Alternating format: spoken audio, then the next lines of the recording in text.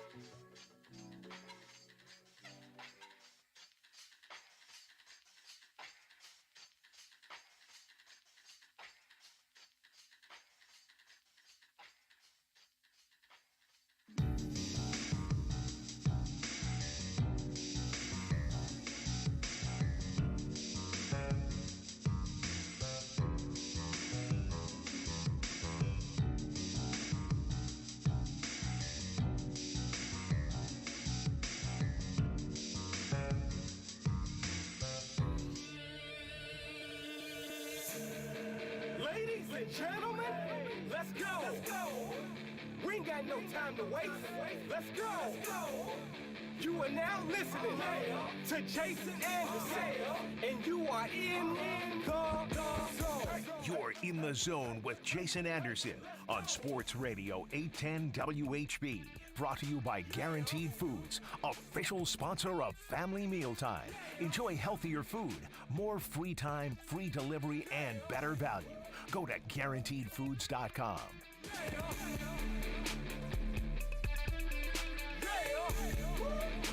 I'm in a Friday edition of The Zone right here on Sports Radio 810 WHB. Jason Anderson with you, Josh Brisco, Dylan Michaels. We head up until 2 o'clock. The next 4 hours, we've got you. A lot of stuff to get into. Jam-packed Friday, as it typically is. We will hear from Lee Sterling coming up at about 10:45 or so. We'll hang out with Todd Liebel, get you ready for the weekend's worth of college football and also the Chiefs and Jags noon kick in Jacksonville on Sunday. Still 3.5-point favorites are the Kansas City Chiefs. Still 51 is the total in the over-under for the game on Sunday. CBS noon kickoff, the lone noon kickoff for the Chiefs on a Sunday. Lone noon Sunday kickoff this year. So at least certainly get you set for that. Matt Derrick, Chiefs Digest, will be our guest here in the 11 o'clock hour. He will get you set with all the matchups and breakdowns on this Chiefs and Jags game. Also, maybe a look at the AFC if after week one, certainly as the weeks go on, but after week one, if there's a reshuffling, if we have a different view of some of the teams at the top, in the middle, at the bottom, etc. We'll hang out with Matt Derrick coming up at 11 o'clock. Kendall Gammon will be our guest at noon, and we will talk some Chiefs football with Kendall Gammon as well, who views the world through his legs. So we will hang out with Kendall coming up at the noon hour, and he'll be in studio with us, along with Mick Schaefer will be in studio with us as well, and then we will hear from Andy Reid, and we'll see which players will be at the podium today in a Fast Friday as the Chiefs get set for the Bengals, the Jags, I should say, on Sunday at noon. And the latest injury report, the same as yesterday that we talked about, same as Wednesday. Yesterday's injury report, Wednesday's injury report, the same, except for Clyde Edwards-Helaire back from his illness and played. But Kelsey, Snead, and Chris Jones all limited in practice. Kelsey with the knee, Snead with the knee, and Chris Jones with the rest. Will be something we'll be watching and following as to how much Chris Jones plays, how in shape he is, how good of football shape he is in. All of those things we'll be following, and I'll ask Matt Derrick about those things as well. 913-912-4810 is the text line. 913-912-4810 is the text line to be a part of the show. Coming up tonight, we got our high school football game of the week, and that is Grain Valley and Platte County coming up tonight, 7 o'clock, 6 o'clock pregame. So let's get into the show. 913-912-4810. The matchup versus the Jags and really the importance of this game. The Jaguars have said that it's personal for them. Well, there's a lot of teams that are using it being personal coming up this weekend. Coached by Doug Peterson. Coach Subprime? Pre-prime? Coach. Noon kick? Yeah. Coach Happy Hour? Noontime. Ooh, that's good. Now, Happy Hour is good. Coach Happy Hour? Happy Hour. Doug Peterson is Coach Happy Hour to Dion's Coach Prime. Coach Matinee? I think Doug Peterson is still Coach Happy Hour. Okay, good. Just the visor, the hair, the sort of the Great. energy for him. Coach Happy Hour I as like opposed Coach to Coach Matinee Prime. also. Well, somebody else is Coach Matinee. I'll think about it. I was thinking more of prime time, Coach Prime and Coach Happy Hour, Coach Matinee, whatever it might be. But a lot of things being personal, although Doug Peterson isn't the one that said it was personal. It's Jags players saying that this one is personal. It's a playoff game for them. It is an opportunity to judge themselves against the world champs, a game in which they can prove that they let things get away last year, that they had issues. The 98-yard drive by Chad Henne, the fumble at the 2-yard line when it was a 10-point game and the Chiefs recovered that fumble, not being able to sack Patrick Mahomes even though he couldn't move, and they've got a pretty good defensive front. So, yeah, they felt like they let some things get away in that game. Although, realistically looking at it, they were playing 2.5 quarters against Patrick Mahomes with one ankle. More than one ankle than he had against the Bengals and the Eagles. Just the one ankle. So, yeah, the Chiefs could also look at it and go, they were up 10 points with Patrick Mahomes having one ankle. So let's not really think that the Jags were the ones that shot themselves in the foot. I mean, they shot Patrick Mahomes in the foot. Take it personally with yourselves. Yes, that's right. You're the one that should take it personally. So I get that. I understand that. I think it's something that teams can say to motivate themselves. I don't think you need extra motivation when the Jaguars taking on the Chiefs. That just may be how they feel. They spent all offseason thinking about the Chiefs. Chiefs spent all offseason last year thinking about the Bengals. Mm-hmm. And then they got that chance against the Bengals, and we saw Chris Jones in America's Game the night before the Chiefs kicked off the season against the Lions, talking about all offseason, the extra reps were about Joe Burrow. They were about missing that sack on Joe Burrow. They were about the Bengals. And then speaking it into existence, manifesting it. And there he is, third down, less than a minute to go, AFC Championship game, and he sacks Joe Burrow. It's like, I can't believe they spent all offseason doing that. Jags have spent all offseason thinking about the Chiefs, and the Chiefs are the ones that ended their season. So this is a game in which I believe the Chiefs are going to win. But I think the Chiefs will get a focused and ready-to-go Jags team because it's what the Chiefs have been doing for like 4 years. Yep. And I think that's really the bigger part of this. It's not a random, oh my God, the Chiefs are now getting everybody's best shot. They have been in this position getting everybody's best shot for a while. And they went 14-3 last year. And they got everybody's best shot in 2020. And they went 14-1 with their starters that year. They've been getting everybody's best shot and showing up and winning. Now, Doug Peterson is 5-0 when he is a home underdog in Jacksonville. Hope that's 5-1 because the Chiefs are, it's 5-0 straight up, but whatever. I'll still take the Chiefs minus the points because it's, 3.5 unless they, they're going to win 37-34, whatever, as long as they go there and win.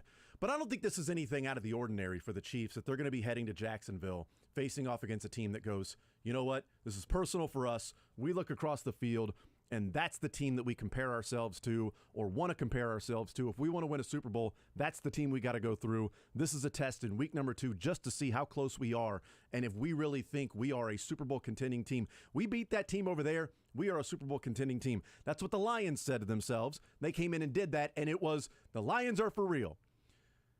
You had Dan Campbell going, I didn't learn anything. We just, went out there and did what I thought we were going to do. It's just evidence of what we already thought. So they can have that feeling, but what benefits the Chiefs is 2 things. 1, this isn't a surprise, and they won't be taken off guard or anything like that. They won't be caught off guard. And 2, I think there's an element of the Chiefs losing last week and being pissed. And they are not walking into this game, eyes wide shut, going, oh, we had no idea that was going to happen. They know what last year's playoff game was like. They know the Jags are a good team. And they know they don't want to start 0-2 and they're pissed about how they played. And Chris Jones is now in prove-it mode, and I think Patrick Mahomes will be in FU mode on Sunday.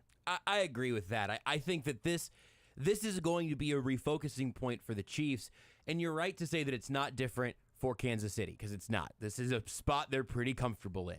But it is different for Jacksonville, where if they win this game on Sunday, if the Jags win, I think I don't know what the odds would actually be, but I think 3.5. They would deserve to be the odds-on favorite to be the number 1 seed in the AFC. Because their schedule the rest of the way, they get an okay Falcons team in a couple of weeks. They get the Bills, the Steelers. The Niners are good. Got to beat the Bengals and Browns, handle some of these other AFC teams. They get the Ravens right after that. The entire division there is kind of crazy. And then they're in a weaker AFC South as opposed to the Dolphins, who have to play some of those fearful teams twice still the rest of the way. And none of the other contenders are starting 1-0 or have the possibility to go 2-0 with the Dolphins and Jags, these Floridian AFC contenders. But there is something extra on the line for Jacksonville, because 2-0 with a solid, not an easy schedule, but not a demonstrably difficult one the rest of the way, and starting 2-0 with a divisional win and a win over the preseason AFC favorites, that would be a really big deal. Now, a big deal doesn't mean you win the game, but there was an interesting thing that Nate Taylor from The Athletic said after the Chiefs-Lions game. It's a great take, so I have to steal the whole thing from him, which is too bad. I'd rather just steal it for myself and not credit him. But the Chiefs leading up to the Lions game, every beat along the way was, we have been here before. We're not going to be out there for the banner drop. This is just any other game. We're not kicking off the NFL season. We're kicking off our season. This isn't about the Super Bowl and last year's team. This is about whatever we're going to do this year, which is a really, really interesting, extremely far cry from the run-it-back campaign. Because the run-it-back campaign, after the first Super Bowl of this era, was all about, we're going to do it again. What's it? Oh, well, we won the Super Bowl last year. We're not pretending like that didn't happen, right? We're all acknowledging this is what we did, so we're going to run it back. This year, we're not running anything back. It's a brand new year. We hit the reset button. We're 0-0. We're 0-1. We're starting anew. And that's an interesting strategy that I will be very intrigued to see if that continues, if that is the tone of the rest of the season. Because the Chiefs treated like week 1 like any other game, and the Lions came out way more focused than they did. You want to talk about drops, sloppiness, Mahomes not trusting his pass catchers, the offensive line looked great in pass pro, couldn't budge an inch on the ground. The Lions treated that game like it meant a lot. And the Chiefs' entire MO was, we're just the Chiefs, this is just a game. You got to be even-keeled. You can't do that every week. The Chiefs shouldn't do that in week 6, 7, and 8. But right now, I kind of think they should, because starting 0-2 and then putting yourself way behind the Jags for the 1 seed, the Dolphins for the 1 seed, behind the rest of the AFC West, the rest of the division did you a favor last week with the Raiders as the lone exception, shockingly enough. But this game really matters for the Chiefs, and I bet they're talking about it like it does this week. Jacksonville plays in a division with Houston and Indianapolis. Mm-hmm. And Tennessee, that went to New Orleans and lost last week and has Ryan Tannehill. Chiefs play in a division with the Chargers. Tough team. Denver now has Sean Payton. Raiders are leading the division right now, so there's no just pushing them to the side. And it's like, the Raiders, they suck. Well, they're atop the division right now. What's interesting about this weekend is the contenders in the AFC. So if we say, Chiefs, Bills, Bengals, Chargers, Dolphins, Baltimore, Jacksonville, throw in Cleveland now. Does Cleveland have to be in there? With the way they played against Cincinnati. You've got 4 of those teams that are 1-0 right now. Mm-hmm. And 3 of the 4 are going on the road. Jacksonville is the only team we've talked about as a contender that's 1-0 and playing a home game. Mm. Baltimore's heading to Cincinnati, a pissed-off Cincinnati. Miami's heading to New England, a New England team that felt like if they didn't fall behind 16-0, they could have won against the Eagles, so they got to start faster. And a Cleveland team that's playing an embarrassed Pittsburgh team on the road. They're playing in Pittsburgh, embarrassed, licking their wounds, pissed off. They're playing without a couple of players, though. Cam Hayward is out for 2 months, and Deontay Johnson's out for a month with a hamstring. And that's a significant player on defense for Pittsburgh and a significant player on offense for Pittsburgh that's missing. But it's not going to be an easy one when Cleveland is going on the road in an AFC North divisional game, and Cleveland can start 2-0 on the season with 2 wins in division against the Bengals and the Steelers. Buffalo and the Chargers lost. Buffalo plays at home against Vegas. The only team that's anything like Kansas City and what Kansas City's facing is the Chargers. Chargers lost at home, and now they're heading to Tennessee. Chiefs lost at home, and now they're heading to Jacksonville. Of all the contenders, they're the only ones that are in this position. Cincinnati's playing at home. Baltimore's 1-0. Miami's 1-0. Cleveland's 1-0. Buffalo's playing at home. Jacksonville's playing at home. This is a chance for the Chiefs to then steal one back in the position they are, because I had them beating the Lions in season predictions, 13-4 and beating the Lions. That was one where they think that it was a giveaway. You know, they lost the game instead of the Lions winning. And Travis Kelce called it a fluke. And then a couple of minutes later went and said, this is nothing against the Lions. I'm not saying the Lions winning was fluky. The Lions are a good team. What I'm saying is dropping the football in the way our receivers played is not something that's going to happen again this season. That's the fluky nature. But I'm not saying the Lions don't win that game if other things happen. That's a good team. What happened in the game is what I'm calling a fluke. They got to go out and prove that, though. Yep.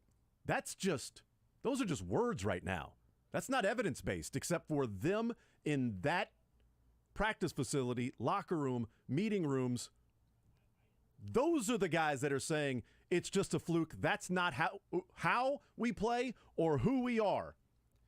Sunday's when rubber meets the road, and we'll find out, because there might be some concerns right now about the Chiefs wide receivers. Those concerns can grow to real questions, to then issues, to then they've got problems.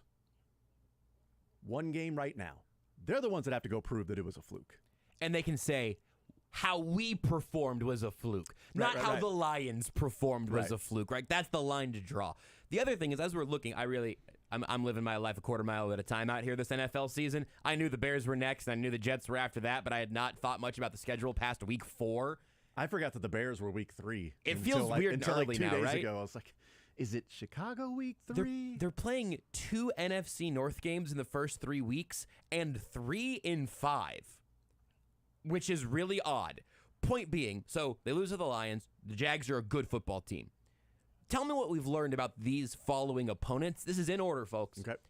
Bears at home, at the Jets, at the Vikings. Then it's Broncos at home, Chargers at home, at the Broncos, and then the Dolphins in Germany. Let's cut it off before the Dolphins at Germany, because then it's Dolphins, Eagles, Raiders, Packers, whatever. Yeah. They could go 0-2 to start this year and get right back on the horse to be 500 again before they even have to see the Vikings. But more importantly, Bears, Jets, Vikings, Broncos. There are no excuses anywhere to be found in any of those 4 games for the Chiefs. Chris Jones could hold out again. He could decide right now that he's actually unhappy with this contract and he doesn't want to be there for any of those games. No excuses. Justin Fields, Zach Wilson. Kirk Cousins hasn't been the problem, so that's unfair. Yeah. And then Russell Wilson. Turnovers have been the problem. Let's go. So Justin Fields. Let's go. Justin Fields, Zach Wilson of fumbling, and then Russell Wilson again. That's a stretch the Chiefs have to dominate. And I think they probably will be able to dominate, and we might even see them get into that sort of weird like cruise control space where they don't put anything new on tape in 3 weeks. Now, the Jets' defense is obviously legitimately salty, and the Vikings are, again, I think a fine team with insane fumbling problems. My God, what a mess last night. Yeah. But this game against the Jags is the singular get-up game until at least the division comes around, and that's not until mid to late October. This game is a huge inflection point. Kirk Cousins has lost 3 fumbles already this season. He only has 1 interception. Wow. But that's still 4 turnovers for the quarterback so far. Now, you can say, well, offensive line. You can talk about, different things as to reasons those things have happened. But he lost 2 fumbles against the Bucs, and they lose by a field goal at home. Mm-hmm.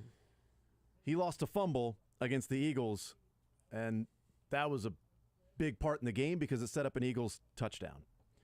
Justin Jefferson's fumble was probably the biggest swing in the game because you're talking about inches away from having the ball at the 1-yard line versus the Eagles get the ball and then they go and put 3 points on the board with a 60-plus yard field goal. That's a 10-point swing right there. And they end up losing by 6. covering somehow, but losing by 6. They had all those turnovers and still somehow had the ball last down by 6. Not a lot of time left, but they had the ball last down by 6. And you probably, not even probably, you're really regretting the fact that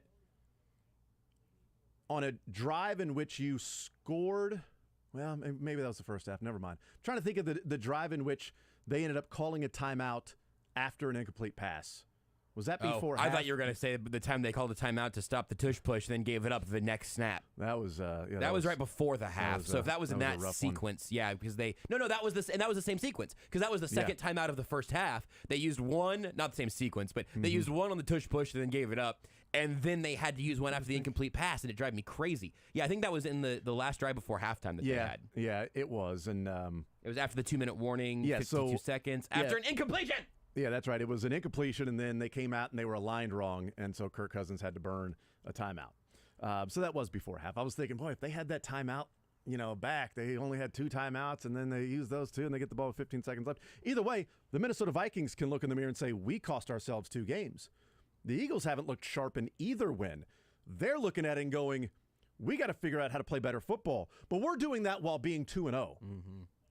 On the road against New England in a sloppy game, and at home against Minnesota where we turned them over 4 times and won by 6. It's better to say, we sucked, but we're 2-0. We have struggled, and we are starting out of the gate slower, but we're 2-0, as opposed to we sucked, that was a fluke, and you're 0-1. And now you're going on against a team that was in the divisional round last year. And you're playing on their field, and they want to prove it. And you got some real questions about what you're going to do offensively.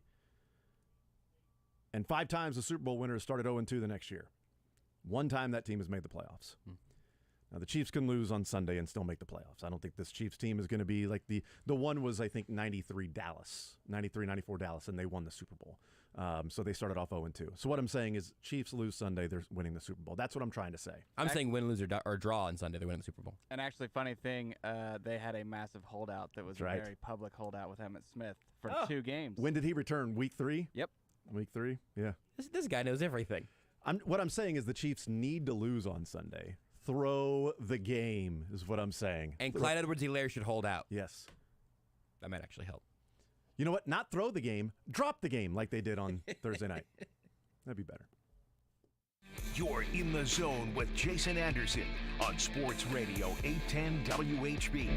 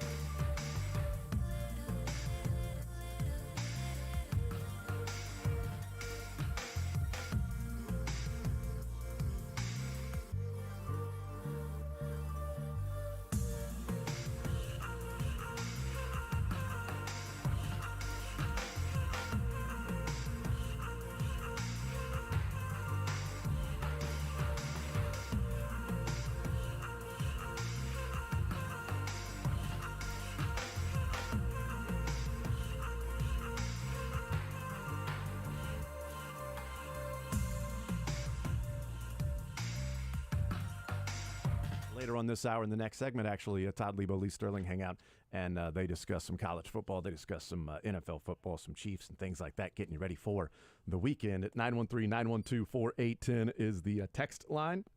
913-912-4810. Text says, Chiefs playing a dozen Super Bowls every year, apparently. They played everyone else's maybe. Super Bowl about a dozen times for sure. Yeah, that's a good take. Yeah, Text says, they couldn't stop Chad Henne. Calm down, Jacksonville.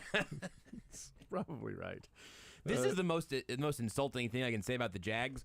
I go long stretches of time completely forgetting they were the team in that playoff game against the Chiefs because it was the Chiefs versus Patrick Mahomes' ankle. That is all. Like the rest of it, it was like their white and black road uniforms, right? So it's just sort of generic, just blacked out. It was all Patrick Mahomes' ankle. Nothing else is retained from that game for me.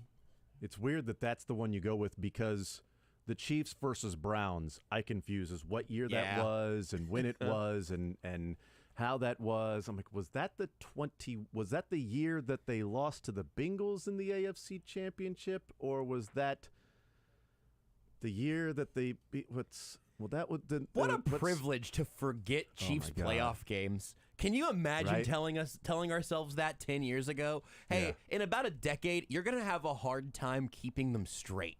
Yeah. That was the game before they beat the Bills, right, in the AFC Championship game because Mahomes had the turf toe suffered in that Cleveland Browns game. Then they beat the Bills to then face off the Bucs, and Mahomes had to do all that running with the turf toe. Yeah. That's how I have to keep reminding myself is Mahomes had to run for his life with a toe he had surgically repaired that he injured in the Cleveland Browns playoff game in the divisional round that Cleveland spent all offseason saying, we actually lost the game, and the refs screwed us on the non-call with Dan Sorensen, so we're going to show up in week 1 and we're going to beat them. And they were up 15-3. They still lost by 4, but they were up 15-3 in that game, and they spent all offseason thinking about that. I mean, look, this is what so many teams spent all offseason thinking about the Patriots, right? And teams spend the offseason thinking about the Chiefs and beating them. Chiefs spent all offseason thinking about the Bengals, so that shows you where the Bengals have gone and their position. Chiefs and Bills, back and forth. The Bills spent all offseason thinking about that divisional round game and the loss to the Chiefs and bitching about overtime and finding out that turns out if you get the ball first in overtime, it doesn't mean you automatically win. See Monday night, Josh Allen and the Bills. Interesting development that happened there. I wonder if they're surprised by that particular rule. So thank God both teams got to touch it. It must have got lost with all the early starts that happened last night in the Eagles game, if anyone was watching and getting upset at Lane Johnson and Jordan Mailata. But I don't know. They must not have been wearing arrowheads on their helmets. Sorry, the debacle you mean last night? Oh, yeah, the debacle? I can't believe I undersold that. I am having fun on Twitter with that one. It's great. Doug Peterson does say Senator Luke Fortner and guard Brandon Schriff are expected to play. So they will play according to Doug Peterson. Good, so. No excuses. So Chris Jones, it's time, baby. Story by Matt Verderam at Sports Illustrated says that the NFL plans to crack down on illegal tackle alignment starting this week. Which would have started last night in theory. Yeah. They get called once last night, I think. Last night wasn't the last game of week 1. It was the first game of week 2. But yeah, no, I've been joking with having fun on Twitter. It's like, oh, so if they never called it before, they just should not call it in the future? That's pretty dumb. No, I'm not saying that they shouldn't call it if it's false starting. I'm just saying I find it to be interesting, and we all know why, that it wasn't a big deal when it happened with Juwan Taylor for 4 years. 4 years. And then game number 1 with the Chiefs, it's a debacle. It's an embarrassment. What's the NFL doing? NFL officiating is a joke. And I'm like, if anybody should be pissed, it shouldn't be the Lions or people that are faux outraged. It should be the Chargers. Yeah, sure, right. Where was this energy last? The Chargers playoff. Chargers lost by a point, right? Yep. Yeah, I think so. They lost by a point. If the officials call false start on Juwan Taylor in that game that Joey Bosa kept losing his mind, does Joey Bosa make a difference on some of those touchdown drives by the Jags? 31-30. 31-30. Game of the inches, they say. The Chargers should be the team that's pissed and going, whoa, now it's an issue? We were talking about it the entire game. We were talking to the refs. Joey Bosa was mad. He was pissed. He was throwing his helmet. Brandon Staley couldn't even control him. He then went on a post-game rant. They lost by 1. Chiefs lost the game with that. In week 1. In week 1. Yeah, because week 1 is a bigger deal than the wild card game in the playoffs, which, by the way, was a primetime standalone game that everybody was watching that ended a season. Duke Manyweather said he was talking to guys about that this offseason, trying to get clarification on the rules. Yeah. They weren't going to change it over the course of this offseason when that happened as one of the last memories of the year. They changed it over the course of 1 week because he's wearing a different uniform. They were church mice after the Chargers and Jags game. Church mice. Just hanging out like some wallflowers. Nothing. All of a sudden, they're screaming and yelling like they're at a protest and no nukes, no nukes. Hell no, we won't go. Hell no, we won't go. Now I'm imagining a little mouse protest. That's all very small. Holding flowers. No traps. No traps. Want to see more of The Zone? Watch the show live on the Sports Radio 810 WHB Facebook.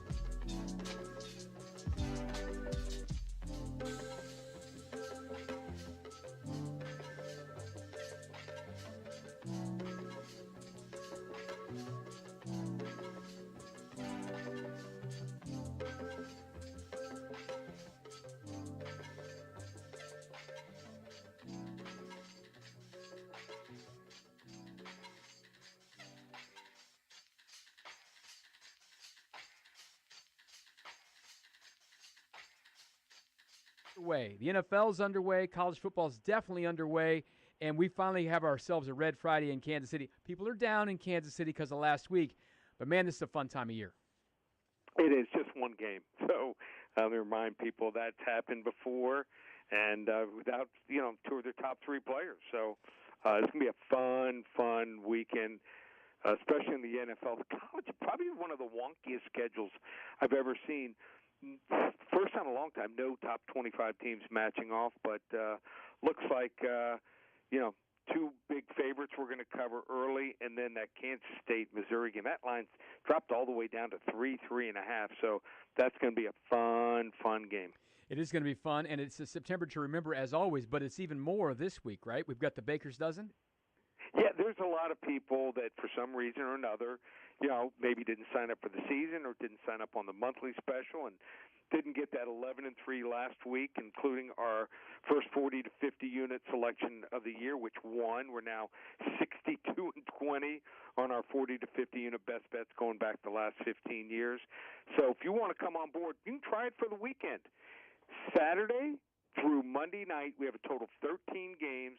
It's our world's famous Baker's Dozen. We've had a bunch of 10-3, 11-2, 12-1 records on this. Haven't had a 13-0, but maybe this is the year. 13 games, world's famous Baker's Dozen, just $97. And when you purchase it, window pops open, so you don't have to call me back on Saturday or Sunday for the games. You got the games right now. You got the good lines. Just one place, ParamountSports.com. All right, let's get to some games. These may or may not be in the Baker's Dozen, but let's talk about them. All right, this is a weird one. Iowa can't score 28 points ever, but they're a 28-point favorite against Western Michigan. They can score 28, I guess, with some defensive touchdowns or something like that, but what do you think about Iowa laying this many? You left out punt returns and punt blocks. That's right. I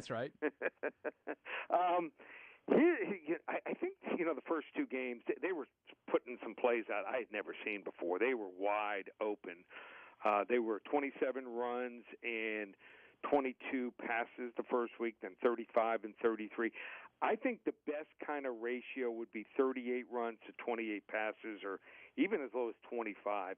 Use the run to set up the pass. They were using the pass to set up the run, which I think is wrong.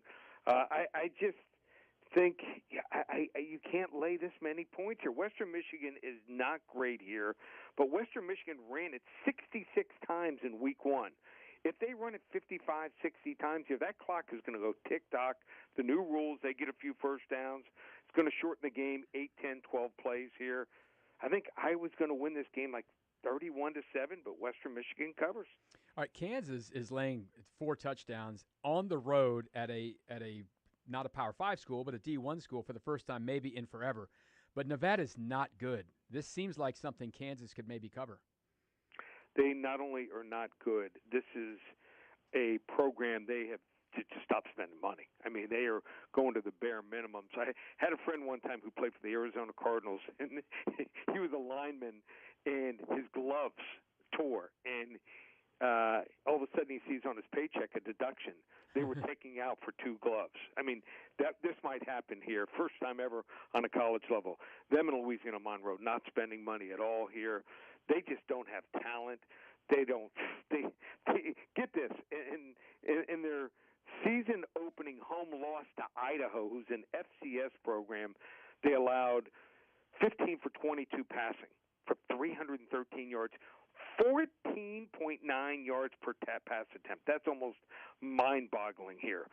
Jalen Daniels was 21 for 29 for 9.6 yards per attempt against a legitimate Big Ten defense, and they also they were running the ball 44 times for 262 yards here. Sometimes you got to lay it if you want to play it. Jayhawks big here. 54-14. All right, we've got an old Big 8 matchup in Columbia. K-State and Missouri played in Manhattan last year. It was a weird game, weather delays, a bunch of turnovers for Missouri. This line opened up at like 5. It's moving the other way. K-State's only favored by 3.5 right now. Why is this moving, and what do you think is going to happen on Saturday in Columbia? I think there's some people here think that Mizzou has turned the corner, and we know that Kansas State already has. Eli Drinkwitz was brought in to be this great offensive mind, and so far in year 4, I haven't seen it here. decent running game, decent average quarterback, Brady Cook. They just don't push the ball down the field here. And if you go 13, 12, 15 play drives, I think Kansas State is going to make you turn the ball over here, make you kick a lot of field goals. They only have one real weapon here at receiver, and that's Luther Burden. Kansas State rushing edge, 375 to 76 rushing yards so far in the two games versus Mizzou. I just think that I'm going to ride here with Kansas State's Will Howard over Brady Cook every day of the week and Sunday. And I think Kansas State's deep at running back and receiver. 5 different guys have caught touchdowns. Kansas State has lost only 3 times on the road in the last 2 years, and they beat LSU in 2012 in a bowl game here. I just don't think Mizzou's at that level. I like Kansas State 30-20. All right, let's talk a little NFL. Yep. Josh Allen, what a disaster on Monday night. They're still going to have to lay 9 points here. They've got the Raiders come to town. Can they fix it all in a week? I don't know if they can. I mean, he looked down. I mean, he's certainly going to play better. But trying to force balls in there here, turn the ball over a staggering 37 times in the last 19 games. Raiders, I mean, they're not even close to the Jets' incredible defense, but Max Crosby, who's led the NFL in tackles for losses last season with 22, is going to be all over the place, in my opinion. Jimmy G has looked good in the opener against Denver, looked good in the preseason. Devontae Adams, he's bought in. Josh Jacobs, not like, even though he missed a bunch of the preseason, he looks like he's in midseason form here, and I just don't think the Bills' defense is that good. I mean, if Aaron Rodgers plays in that game, I think they win by double digits here. I think Buffalo escapes here 27-23. I like the points. All right, and the Chiefs are on the road. Jacksonville won on the road week 1 against the Colts. Impressive win for them. The Chiefs had their struggles, but they didn't have Chris Jones. He's in the fold now. They didn't have Travis Kelce. He's tracking towards playing. We're going to see a different Chiefs team out there, but is it going to be enough to cover on the road in Jacksonville? Well, let's just look at the Chris Jones factor first. And when the Chiefs have him, they've allowed 20 fewer rushing yards per game the last 5 years when he's in the lineup. Travis Kelce, how big is he? Well, Patrick Mahomes was just 10 for 22 throwing to his wide receivers in that 21-20 loss. Worst completion percentage to wide receivers ever here. Jacksonville looks like it's going to be down 2 offensive line starters and a backup. Really only have 8 guys I think that can even play, and maybe only 3 are decent. I like Kansas City. That defense is just underrated. The defense set them up to win the game. If not for that pick 6, they win opening night. I like Kansas City 31-23. Well, that'll make a lot of Chiefs fans happy. You can make some more fans happy right now with a free play this week at Paramount Sports. Yep, they want to get Nebraska, Northern Illinois. Got a strong move on this game. Does Nebraska roll here? Do they go 0-3 and lose to a MAC team? Just call 800-400-9741. First 10 callers get Nebraska, Northern Illinois on me. 800-400-9741. And you want to hop on board? World famous Baker's Dozen. We rarely sell games for just a week, but if you've been waiting, now's the time. Coming off that 11-3 week last week and that 45-unit best bet. 13 games, just $97. ParamountSports.com. That sounds great. Get on that Baker's Dozen right now. Lee, we'll talk to you again Sunday morning on Chiefs Tailgate. More Zone coming up next on Sports Radio 810 WHB.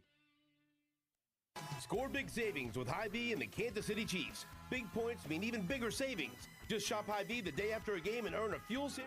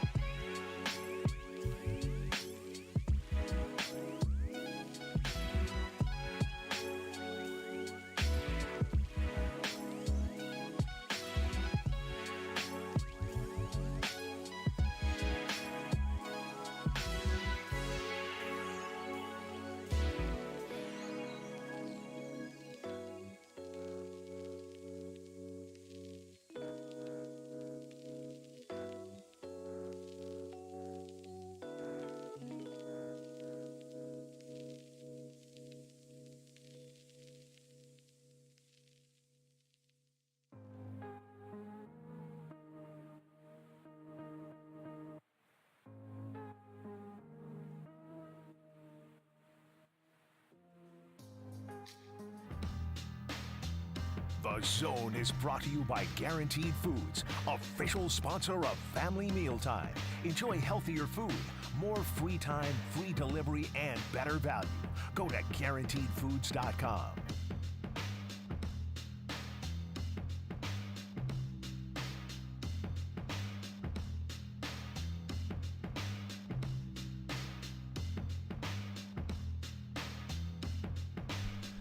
Somebody would check the elevator, see if Matt Derrick's in the elevator right now. I don't think he's made it to the elevator yet. It's all good, man. All Oh, good. sorry. I thought you were on this text, Jason. He just texted me and Dylan a Oh, cool, screenshot yeah. of his. Does he not like me anymore? It was a screenshot of his GPS, and his ETA was 11:06. He said, "Garrick Dieter alert." So he's gonna call, say he's in the parking lot with his turn signal on. Yeah, that's great. 913-912-4810. 913-912-4810. It's all good. Do you want to know something that nobody cares about? Yes, I do actually. I got a bad. It's my favorite thing to know. I got a bad beat story for you. While we wait for Matt Derrick to get here. Yes. Last night I was feeling frisky. As you should. You heard me. DraftKings, little profit boost, little same game parlay. Yep. Love Justin Jefferson. Love betting on him. Over 75 receiving yards. That hit. He doubled that bleep. Yep. Jordan Addison, 50 or more receiving yards. That was on one play. Hit that. It was amazing. That play also was a touchdown. Jordan Addison, anytime touchdown. Booyah. That hit. Booyah. Justin Jefferson, anytime touchdown, did not. Well, you idiot. By about an inch. You knew. Why didn't you do Justin Jefferson anytime fumble out of bounds? Anytime fumble through the end zone. It was $5 to win about 90. With a profit boost, it was plus 1650. Yeah, I put. I hit on just outside 6 of the 7 on my same game parlay that my $5 would have resulted in 200 plus. Oh. The only one I missed on was AJ Brown 71 or more. I can't believe that didn't hit. It's just that they couldn't throw the football and only ran it. But guess what? That sucks. Well, that's what happens with 7 legs. Yeah. I mean, it's just like that's life. Yeah. I flipped from Jefferson to A.J. Brown because I'm dumb. So I didn't put anything on over-under with Justin Jefferson. I'm like, you know what? Last time they played, Darius Slay was locking him up. And he still was. So I had Hawkinson, so that hit. I had Addison, that hit. I had Devontae Smith, that hit. I had the under on Alexander Madison. I had the under on that. That's good. I like that. But A.J. Brown did not work, did not happen. So Slay was all over Justin Jefferson. The ball just kept teleporting into his hands, and he kept catching it until it was time to get it over the pylon. Slay was in front of Justin Jefferson and looked like he intercepted it, and then somehow Justin Jefferson has the ball and picks up 3 more yards. Like, that guy is an absolute freak, and it's one of the few times the Titans tried to do it, but the few times that a team traded a franchise receiver to draft another franchise receiver for cheaper, and they got the better receiver and the better value for 4/5 years of the Vikings, trading Stephon Diggs and drafting Justin Jefferson. Matt Derrick we trade an empty chair for Matt Derrick. That is a winning proposition. Is it, though? It is. Here's a tip for all the kids out there. Yeah? Make sure that before you leave the house in the morning that you don't have 4 miles left in your gas tank. Did you run out of gas? Or just had to, I didn't run out of gas, just had to but swing I had to over? stop. Yeah, no, So- that's always the worst. It's like, all right, nope, I'm going to get there in time. I leave right now. If I get there in time, I won't get there in time because I'll be out of gas. So I'm going to have to stop. I am notorious for, as you guys have figured out, although the years of working with me, I think, you have figured out by now that I assume that every time I am going anywhere, it will take me the minimal amount of time that it could ever possibly take. Oh, I look at the map, and whatever time it says on the map, I subtract 3 minutes. I take a couple minutes off. This is not the most punctual room we've ever had. Every time. I mean, I shaved 24 minutes. I shaved 4 minutes off of what? You did. Your original ETA was, I think, 06. You were in that chair at 03 at the latest, maybe 02. I mean, I almost went back in time at one point on 435. But. And following every rule as well. Every single law of the road you followed. No, I was very fortunate. There was clearly a scofflaw in front of me that I was just able to kind of tailgate. And you were just drafting? Drafting, yeah. I'm like, hey, if this guy's going to go 87, hey. Well, I can go 85. Had you known he's doing it first. Had you known you were going to be able to draft and save gas, you wouldn't have had to stop and get any gas. Exactly. He had to get 4 new tires still. There it was.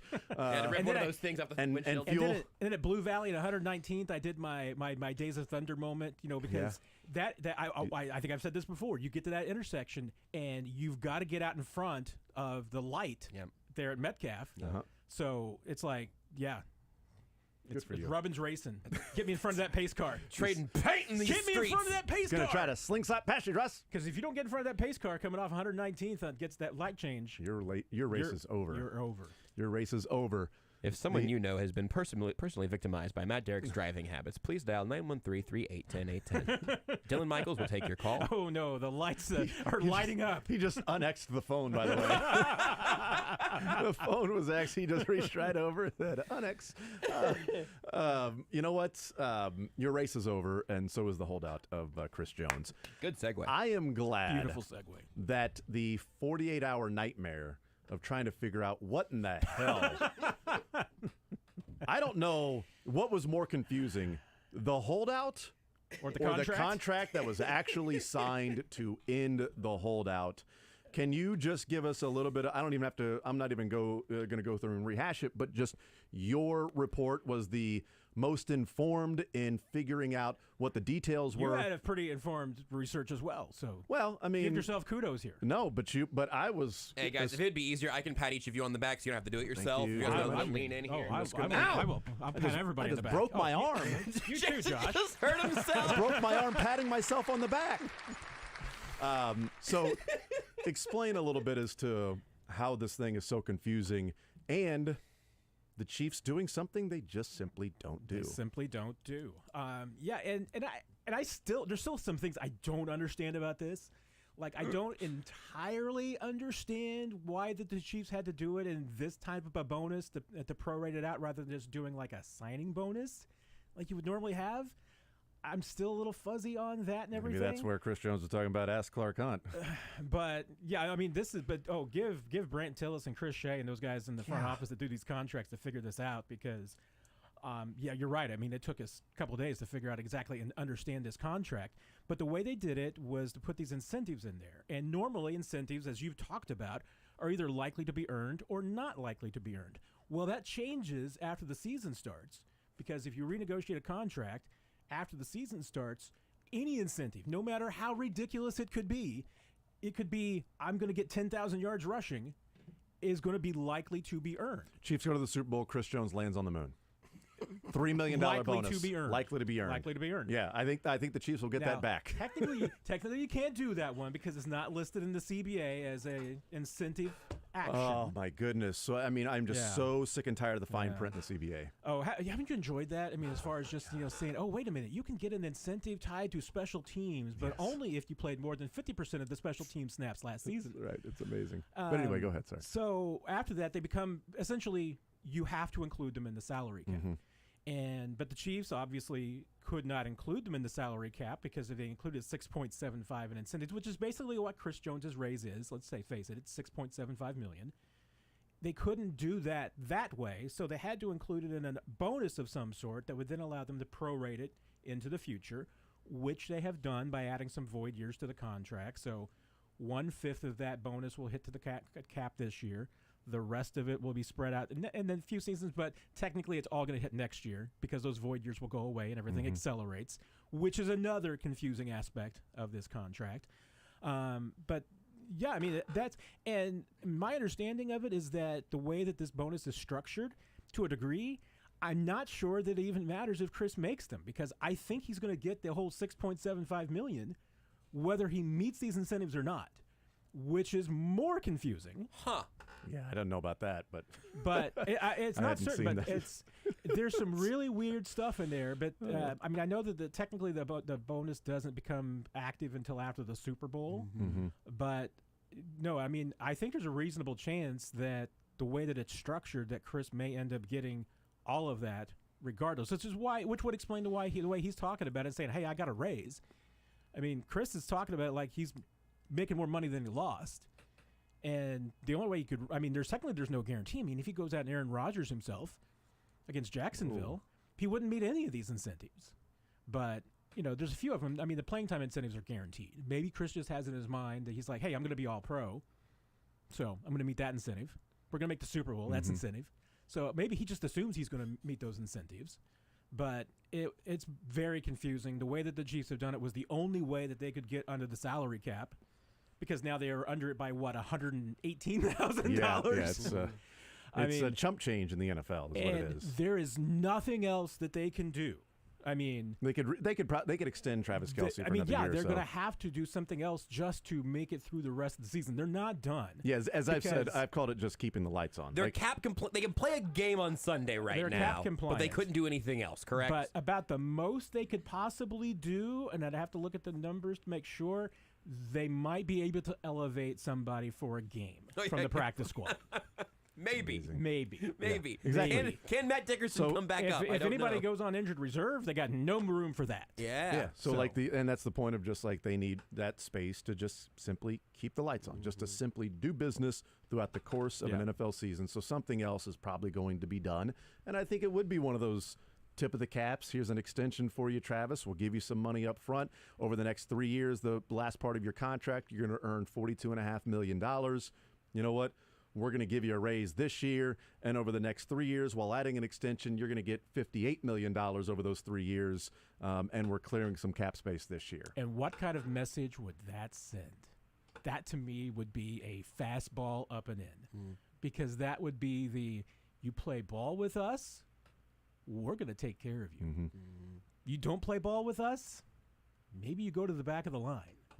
Because that's the other kind of, long-term thing about this that, regarding Chris Jones and his future in Kansas City. I mean, everybody's still saying the right things, that they want Chris here in KC, Chris wants to stay.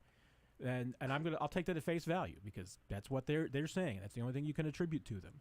But now you think about where Chris is. Well, they could restructure Mahomes at any time. I mean, put more money into it. I mean, that could happen at any moment. Travis Kelce, you could extend him at any moment. In January, you're going to start being able to make long-term deals with Nick Bolton and Trey Smith and Creed Humphrey. You can't do anything with Chris until March. So essentially, I mean, technically you could, but I mean, you're really Chris is March. Well, now, he's to a degree in the back of the line. I mean, if they get some long-term deals done with their third-year guys, I mean, is there going to be run money left for Chris at the end of this? Because originally it was, Brett Veach saying, hey, we need to get done with Chris so we know what we've got left for these guys. Now it's switching over. It's going to be, hey, if we get these guys done, what do we have left for Chris? And it might not be enough. That's and that's going to be something we'll have to watch next year and the following year, because when Joe Thuney first signed his contract, the offseason between 2023 and 2024 was a very reasonable out. So essentially they signed Joe Thuney to a massive deal for a left guard, giving them 3 years to figure out what would be at left guard. Figuring out the restructuring of their offensive line. They wanted Trent Williams and Joe Thuney. They got one of the two. They end up getting Orlando Brown, and we know about the shuffling now is figuring things out. Now they got Donovan Smith.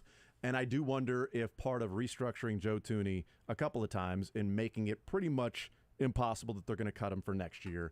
Yeah. It's doable before 2025, but he's going to be on the team in 2024. And I wonder if part of that is, one, we still have questions at left tackle. So the last thing we want to do is replace our all-pro left guard, Pro Bowl left guard, and figuring out what we have at left tackle. So we're fine paying him that money because at least he's playing at a high level. Paying somebody that money who's giving you average play, that you can't do. Paying somebody top of the line for their position and playing near the top of the line, okay, you can't do it with everybody, but at least you're getting that production.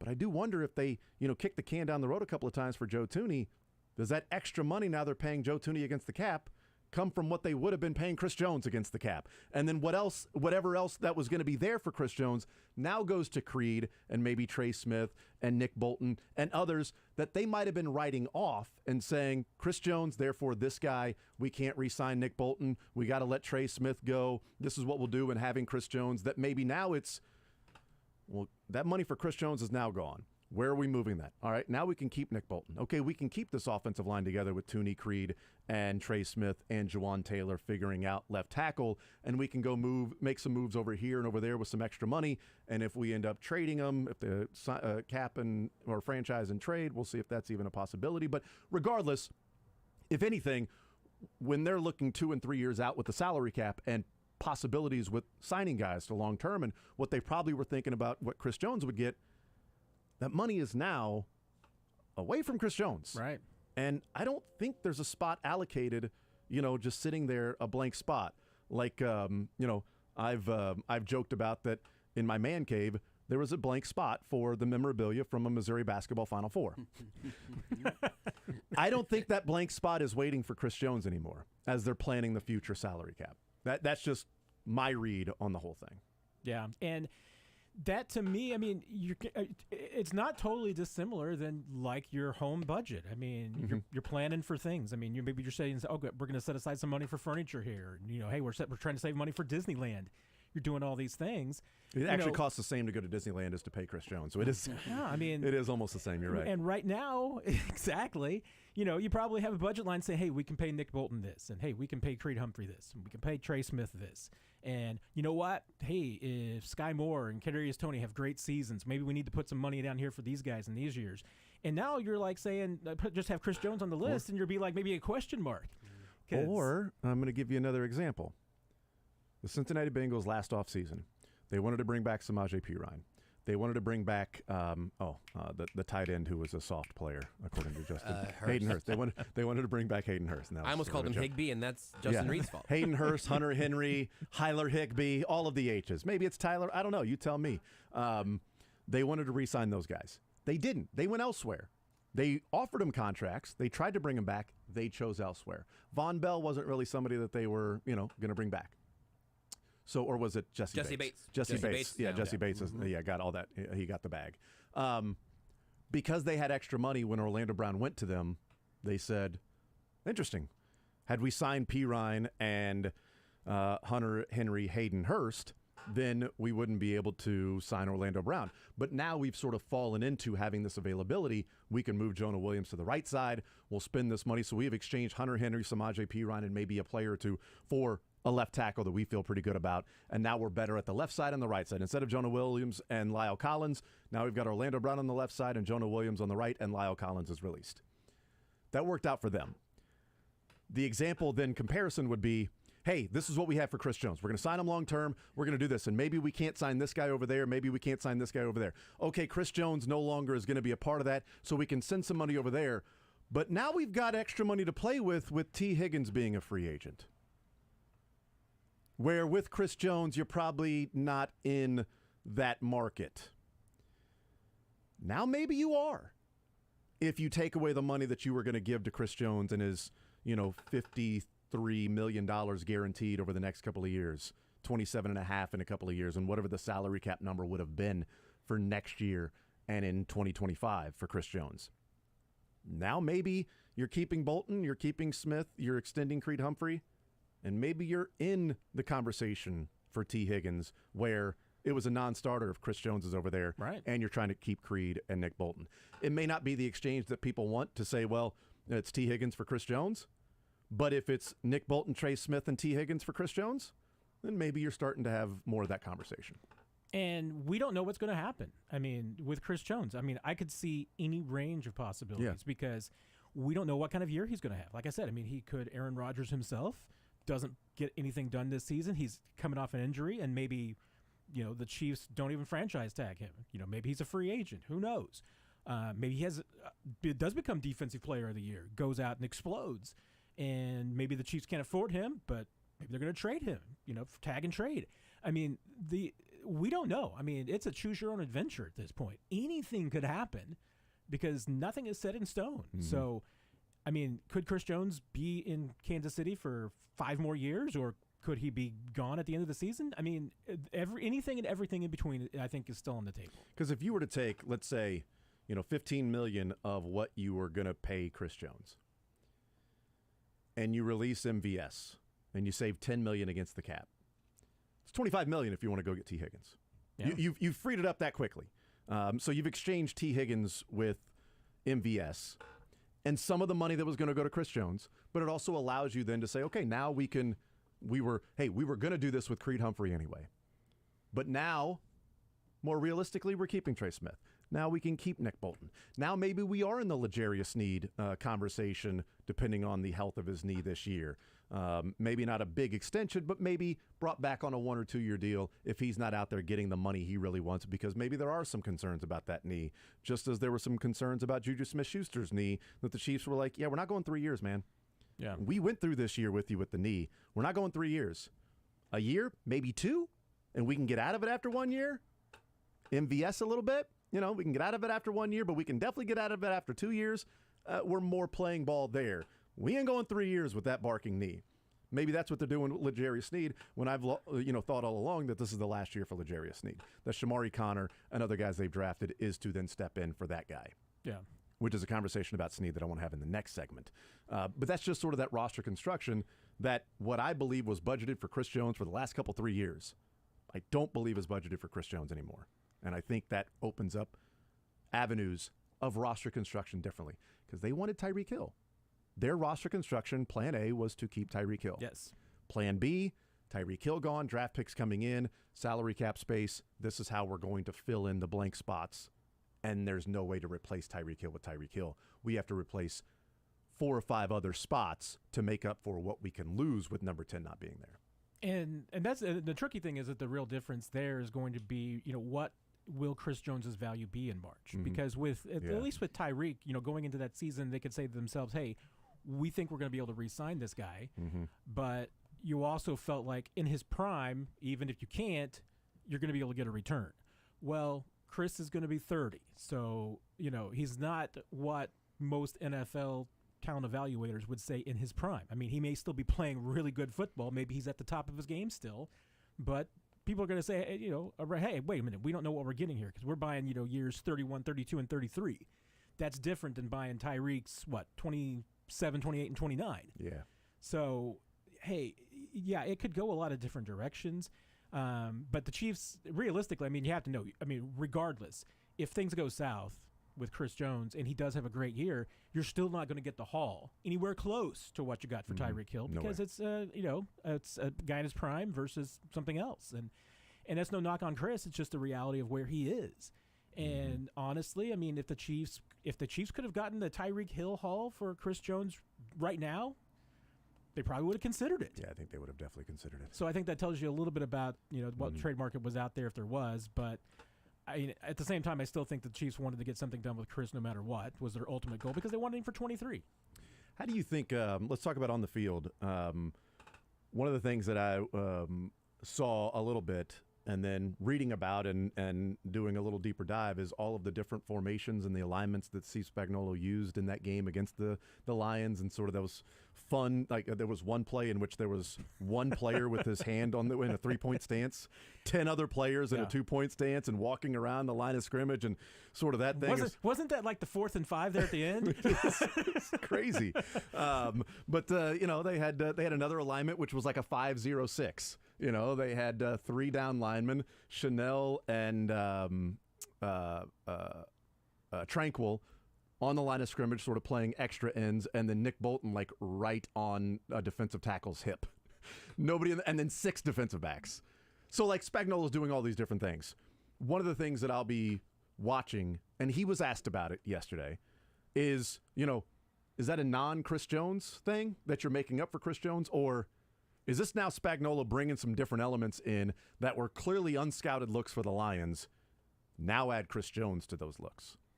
What do you think it is moving forward? I think it's both. I mean, I really do. I mean, we saw a lot of those looks in training camp, so it doesn't really surprise me. Some of the situations probably surprised me a little bit more than anything else, at which point he was willing to do it. But no, I mean, I think there's 2 elements of it. I mean, one is that when Chris Jones is on the field, I mean, there's certain things that you can do, but you also know that Chris Jones is not going to always be on the field. I mean, he's going to have some time off. I mean, sure, he needs to get his incentives in, but you don't need him out there for 90% of the snaps. That's never been Chris Jones. So how do you get pressure on the quarterback when maybe Chris isn't in there? What is your third down package going to look like? And maybe that is going to be, you're going to see some of those same things with Chris on the field, because now he just adds a different piece and he can do some things for you that other guys can't in that look. But no, I mean, they've shown enough of those things during training camp that I'm convinced that's going to be a regular part of their look.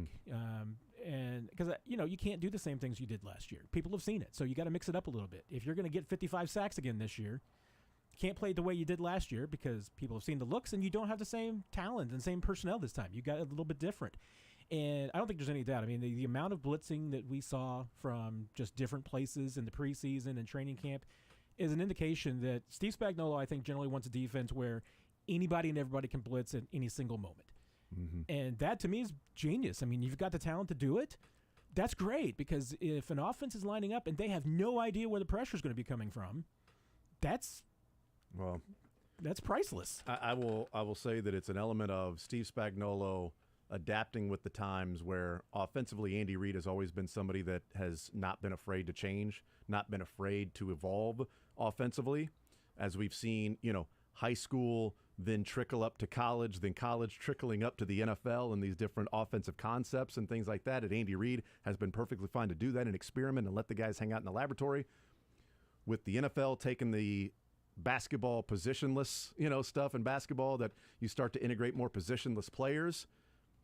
It's clearly something Steve Spagnuolo was doing. With Drew Tranquil playing different places, Shamari Connor playing different. They had 4 safeties on the field: Reed, Cook, Edwards, and Shamari Connor out there at the same time. That's pretty positionless. You're a linebacker here. Now you're going to be a safe. Now you're playing in the slot. Well, now you're blitzing. Okay, you're actually going to be an on-ball defender here, Chanel, not an off-ball linebacker. Okay, we're putting you on. You know what, Karlaftis? You're now a 9 technique. We're going to put you as a wide 9 here in this in this particular play.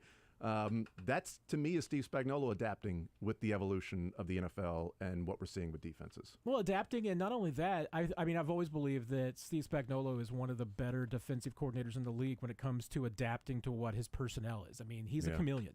He doesn't, and I don't mean this as a knock against Bob Sutton, but Bob Sutton's defense was Bob Sutton's defense, and it didn't matter what the personnel was. It didn't matter whether he had 11 All-Pros or 0 All-Pros. was going to be the same defense, and you're going to do the exact same thing. Spags is not like that. I mean, he will look at what he's got. And, clearly, I mean, during the draft and during the free agency process, the Chiefs were able to get some players like Tranquil and like Connor that weren't guys necessarily they were targeting, but just kind of fell into their laps. They were players that they liked. And then once Spags gets them, he's like, okay, let's go in the lab and see what we can do, what we can put together. And you can see the effect. I mean, I was joking about that 4th and 2 at the end. I think that's probably the play you were thinking about too. Yeah, there was that was one of them, and then there was another in the third quarter, I think. But that was one where Justin Reed batted it down. There's literally on that 4th and 2, there was literally 2 defensive linemen on the field, and it didn't look like it. I mean, we're up in the box. Like, is there even a defensive lineman out there? Because only one guy had his hand on the ground, and Nick Bolton was basically lined up as defensive tackle. Yeah, and it's like, okay, Karlaftis and Dana are out there. But it's like, look at this. Look, it's 4th and 2. Yeah. I mean, Jared Goff's not a young rookie. How does he not look at this and just say, oh, we're running the football against this? I think he was freaked out. He didn't know what to do. What's going on here? Exactly. And if you can get a quarterback like Jared Goff, to say that, I mean, what's it going to do when, there's a less experienced quarterback who sees this look and is like freaking out? That's what you want. We'll take a timeout. We'll come back. I want to talk about the matchup with the Jags coming up this weekend. The Chiefs wide receivers, Juwan Taylor, and the big what to do around the NFL now. Anton Harrison struggles. We'll get a prediction as well from Matt Derrick on what he think happens on Sunday. Sorry, I just got excited because I remember that Steve Spagnuolo gets to go up against Zach Wilson in a couple of weeks, and I got chills. You're in the zone with Jason Anderson on Sports Radio 810 WHB.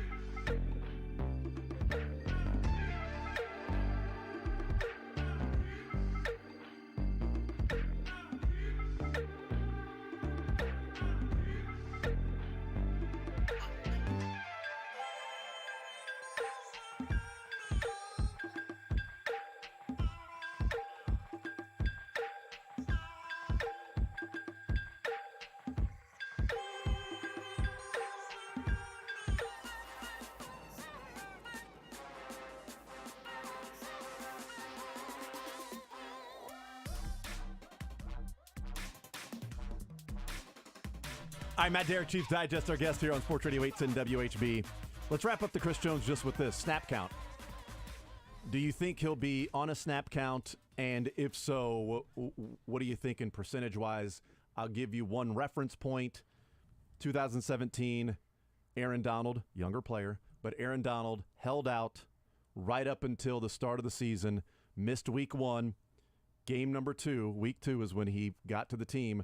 He played 70% of the snaps in that week 2 game. I was actually surprised to see that. It was 48 snaps total, but 70% of the snaps in that game was a little surprising, but that's the only reference point I can go off of. So what do you think? The only thing I really wanted to put that into context, do you know where the game was? It's a great point. I'll look at it right now. But while Because you that's continue. the only thing that makes me want to definitely take the under on Chris Jones is that I'll take the under on the 70%. Jacksonville is going to be like 87 degrees, Not and a great point. And the heat index is going to be way into the 90s. So that's going to be tougher. I mean, I think he'll probably play more than we expect him to. I mean, I think I would generally expect something in the 30 to 40% range, but I wouldn't be surprised if it's a bit more. But just because it's in Jacksonville and, you know, it's his first action. And once again, I mean, and it may be more conservative because you're talking about the coaches with Andy Reid and Steve Spagnuolo and big guys who believe that, you know, there's such a thing as being in shape and being in football shape are two different things. So I could see that, and obviously they've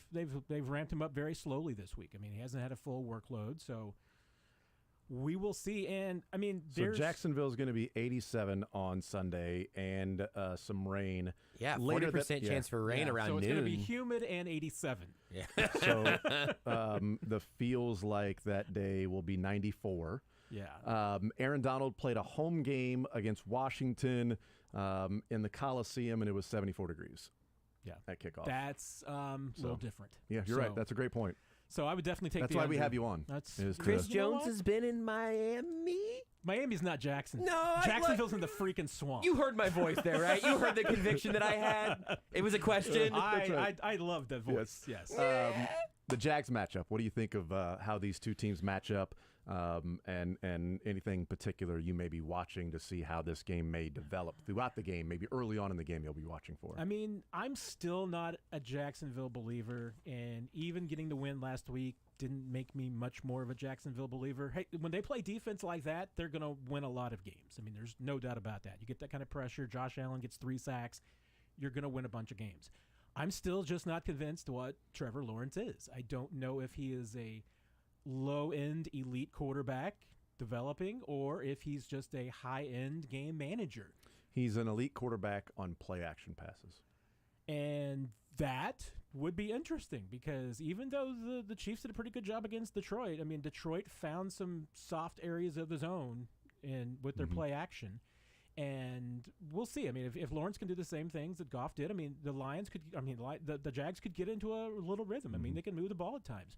Do I think that they can go nuts? No. I mean, I think that I don't see them putting up 40 on the Chiefs. Could the opposite happen? Could the Chiefs put up 40 on Jacksonville? Absolutely. I mean, especially if you get a little reversion to the mean this week. I mean, if the Chiefs go from having that many drops to no drops this week, they could drop 48 on the Jaguars. I don't think that's going to happen, but no, I mean, I still think this is a favorable matchup for the Chiefs. I mean, we'll learn a lot about their defense more this week because Jacksonville's, I think, a little bit more multiple than what the Lions are. I think there's a reasonable chance the Lions' offense is going to be better later in the year once they've kind of figure out Jamar Gibbs and how to use him and he gets into a rhythm.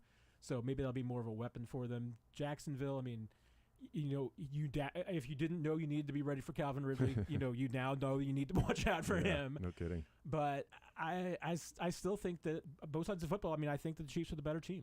The play action part of it, I think, is while he's really, really good at play action, his numbers in his career, unlike the Detroit Lions, again, I've talked about it, the Detroit Lions have a top 5 offensive line, and they were able to run the football and establish the run, which makes it more difficult when Jared Goff goes into play action because the run was effective for the most part. I don't know how effective the Jags running game is going to be with that offensive line that is missing one, Jawan Taylor, who will be wearing a Chiefs uniform, and Cam Robinson suspended for the first 4 games. And I know we're talking about run blocking and running game, but Anton Harrison, the 27th overall pick from Oklahoma, playing tackle for the Jags, had a 71% pass block win rate, which was the 4th worst of all tackles in football over week 1. Means not good. 3 out of every 10 pass reps he lost. 71% is not good. Not good. 3 out of every 10 pass reps, the defensive player won. That was also the Colts they're not stacked with studs all over the place. So I do wonder how much the offensive line will be able to give them a consistent running game first and second down to where it's not second and long and it's not third and long to where play action doesn't matter now. Nobody's falling for a play action. Now you've got to sit back, survey the field, and worry about the Chiefs blitzing in different ways with a younger and backup offensive lineman. Yeah, and not only that, I mean, not only do the Lions had a better offensive line, they've got a deeper backfield as well. Etienne's a nice player, but Jacksonville did not run the ball effectively last week. I mean, that's I think going to be a problem for them, especially with this offensive line. And if you can't run the ball effectively, it is definitely difficult to establish the play action because there doesn't have to be any respect for it. Now, the difference is that, I think we still don't know how good this Chiefs defense is going to be against the run. Does Chris Jones' presence make a huge difference in the run game? I'm not real sure about that. But, I think we'll learn a lot about this Chiefs defense this week. I mean, if they are able to contain the Jaguars, then I think there's reasons to be optimistic about them. Jawan Taylor, conversation across the NFL. Where would you put it from debacle to tragedy? Well, I think on that scale. Okay, I think the biggest debacle, first of all, is what we're arguing about. Because if people are going to and you okay. Jawan Taylor does not false start. One, does not false start. Because if we're talking about his movement, if you go back and you watch and look at when he moves to when the ball twitches, that dude just knows the snap count and the cadence. He is one of the best I've ever seen at knowing the cadence of the quarterback. And I talked to him yesterday, and he explained, what goes into it and everything. I mean, that's what he works on. He works on learning his quarterback's cadence. If anything, I mean, I almost would be concerned that if Jawan Taylor can come in and learn Patrick Mahomes' cadence this well, maybe there's some defenses that can learn his cadence too. because he's like, no, it's not snap count. It's nothing like that. And he does not look at the football. It is all about listening to his quarterback and knowing his rhythm and knowing when it's going to go. And does he false start? Yeah, I mean, he had one. He got called for. I mean, that was legit. That was legit. That was legit. He readily admits that one was legit. But I went through the rest of it, and I'm like, I'm trying to find plays where he was moving before the ball moved. And, I mean, there's times when absolutely you can see him move before it looks like Creed is moving a muscle.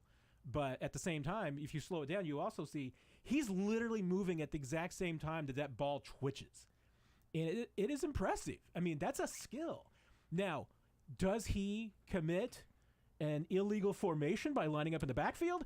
Let's have a legitimate conversation about that. Yeah. But if you're coming to me and saying that Jawan Taylor false starts, you don't know what you're talking about. So I'm not going to listen to you anymore after that.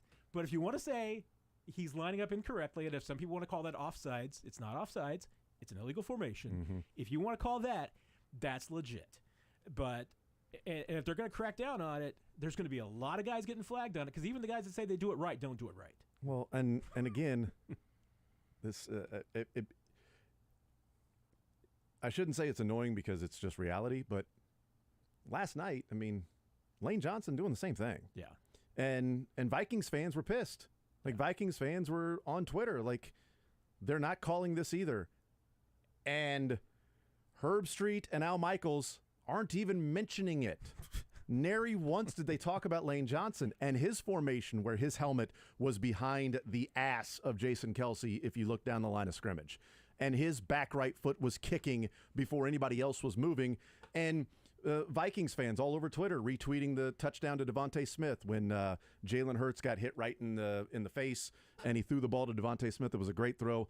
Hunter Smith came up, or Harrison Smith came up and went to the underneath, but he was supposed to have the deep third, and they got burned. They keep retweeting that and going, Lane Johnson, false start. Lane Johnson, false. This should not have happened. The Eagles got away with one. That was a clear false start by Lane Johnson. Like, it's the same thing that tackles have been doing for a long time. Oh, yeah. But Jawan Taylor did it in a Chiefs uniform, and now it's wildfire everywhere about what's going on with these tackles. And now you've got, the NFL is going to crack down on these things. If it is just simply that, okay, this is what he's done, and he's timing up the snap counts, you're almost forcing the officials to officiate it differently now. To where if Jawan Taylor's timing, now Jawan Taylor has to wait an extra half second than what he would have with snapping the ball. I don't remember who the offensive lineman was that said, looked at the video and he's like, the only thing I see here is 4 offensive linemen that aren't moving quick enough. I see 4 offensive linemen that aren't timing the snap count is what I see here, not Jawan Taylor false starting. I just wonder how strict, especially Chiefs and Jags, they'll try to be with what even may look to the naked eye like a false start. Yeah, and I'm curious to see what they're going to crack down on. You know, is it going to be the movement before the snap, or is it going to be alignment? Because I think there's a much bigger issue about the alignment than there is movement before the snap. Yeah. There's ones that are missed every once in a while. I mean, Andrew Whitworth, another good good tackle. I mean, always moved. I mean, all the best tackles, line up with a foot in the backfield at least, if not further back. I mean, especially over the last 5 years or so, they all do it. I mean, and the cheating has just gone a little bit more every single year until you just don't notice it anymore. And then all of a sudden, it's like people wake up and are like on a Thursday night and say, "Hey, wait a minute." And nobody cares if all pros are doing it and Pro Bowlers. So if Lane Johnson's doing it, David Bakhtiari's doing it, even David Bakhtiari can even get all condescending about Jawan Taylor doing it when he does it too. Yeah. But that to me, the question is going to be, what are they going to crack down on? Is the movement or the alignment? Yeah. Because the alignment is where they really need to crack down. Agreed. And and whether or not they're actually on the line of scrimmage. What part of them? I mean, some of the players, like Bakhtiari's like, hey, as long as I'm leaning forward and my helmet is lined up with the center's belt, I'm onside. I'm lined up correctly. Rule doesn't really say that. I mean, and Andy Reid's like, hey, no, you got to be lined up at the hips. I mean, nobody really seems to understand the rule and know exactly what it is and know how it's enforced. So that's part of the issue. But what they do, if we're just going to get, first of all, right now, false start is the most common penalty called in an NFL game. If we get more false starts, I am going to lose my ever-freaking mind. Because no one that needs is that. the last thing that we need. That's like somebody saying we need more penalties on special teams. We don't need that. We don't need that. If you want to start calling illegal formation because these guys are lined up in the backfield, all for it. We'll take a timeout. We'll come back, get a prediction from Matt Derrick on Sunday's game next. Take the show with you by listening live on 810WHB.com, in the 810 mobile app, or by subscribing to The Zone wherever you get your pod.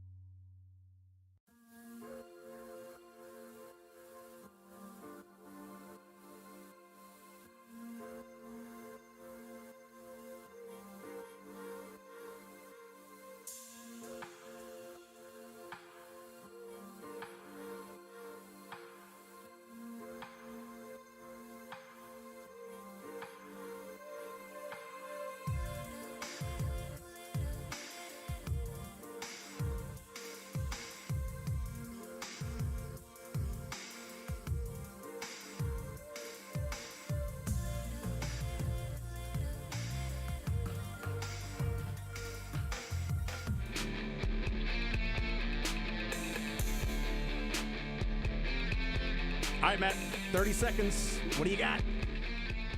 I mean, I think the Chiefs are the better team in all phases of this game, but until they figure everything out, start getting everybody on the same page, until Chris Jones gets back in and is settled, we'll see what Travis Kelce is this week. Yeah.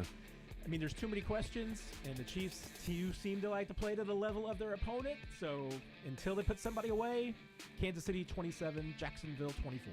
27-24. Wow, it sort of felt like you were leaning into they start 0-2. I believe I am on the number and on the over-under, so I am... Oh, wow, that is right, 51. The number's at 3.5 right now. Stay away from this game is my take. Yeah, let's get frisky here. Matt, you're the man. Appreciate it, sir. Chiefs Digest, Matt Derrick. Always frisky with Matt. That's right. Kendall Gammon next. I'm McCall from Lee Summit Subaru, and we're committed to helping our community through the Subaru Love Promise.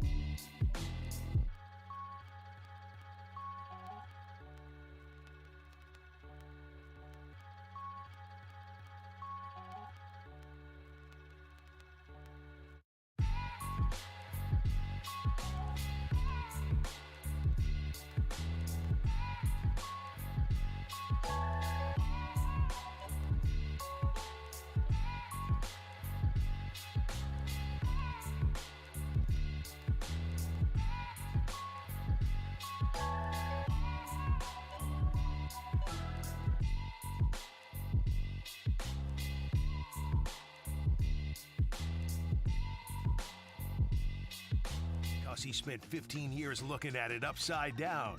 He knows exactly how many times the ball will rotate on a long snap, and he'll juggle anything you throw at him. It's Kendall Gammon in the zone. Brought to you by Crown Toyota and Crown Volkswagen. Recognized as the #1 place to buy a new or pre-owned vehicle. Visit crownautomotive.com to see the latest deals. Experience the Crown difference. Kendall Gammon here on a Friday hanging out with us on Sports Radio 810 WHB here in the zone. Kendall, what's up, man? Oh, my goodness. My jaws dropped. You came with that. You just right out the bat. That was outstanding. Yeah, Josh's work. I think you got the funkiest music bed that I could find. Absolutely. I felt like it's the energy we needed for our weekly chats with you this year. I am nothing if not funky. That's what I've often said. People are like, what's Kendall really if I've like? heard that once, I've heard it once. He is funky. And the writing by Josh, he'll juggle anything you throw at him. Hello. Like, it's so good. Looked at life upside down. I might have taken that one from your website to get the number of years right. I can't remember. I do my research. I don't like to brag about That's it. how you roll. I don't like to brag. You but are bragging, but you don't like to. I don't like to, I but will. when forced to, I mean, I do Absolutely. think it's some of my best production work. I mean, I put 5 hours into this thing, but who's counting? Gotta have a hobby. The upsetting part is to think about how long the intros for this year did take, but I really enjoyed it. I felt like I was in the great. studio, had the headphones like hanging off the back, one ear cup up, one You're down. like, Ben, I have no snare. Yeah. Where's my snare? Where's there? But the extra money had to be good, right? Oh yeah, it just constantly flowing in. And it was- I'll produce your SoundClouds, anybody for $1.50. And it was a holiday, so you got holiday and overtime. That's So, exactly right. Good for you, man. I You got guys the music- retiring? I got the music in my soul, and that's what's really absolutely. important. That's right. There was some more rings from Ruback coming now. That's right. You got all that That's cash you're right. swimming in. Kendall Gammon is our guest, presented by Crown Toyota and Crown Volkswagen. You look good, man. Thank you for stopping in. Absolutely. Love getting in here. The last couple of weeks been traveling, so I couldn't. So this is awesome. Yes, love having you in. I want to start with this: the extra time for the Chiefs after they lost last Thursday night, and we had a conversation about that game and already discussed what happened there. But the sense that you get, and maybe this is just natural with any competitor, that when you play like that, waiting 10 days was almost worse. Even though you can fix some things, you've got more time, your body can rest. You've got 3 extra days of rest than the Jags. And if they'd have played well, maybe you enjoy it a little bit more. But the way that they played, it felt like it was almost annoying that they had to wait the extra days to play on Sunday. There's no question about it. I've been through this on both sides.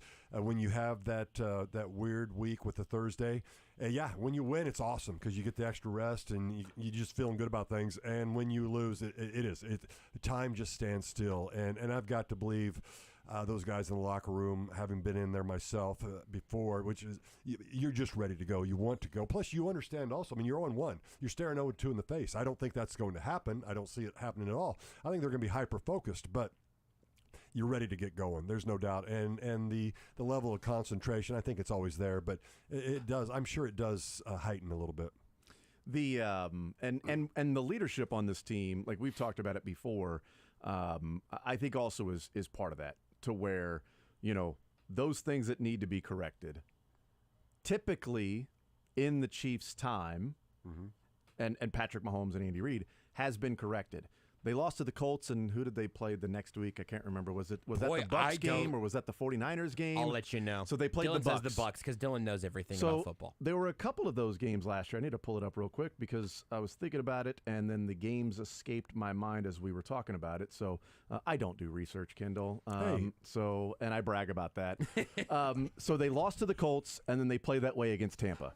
They lost to the Bills, and then played that way against San Francisco.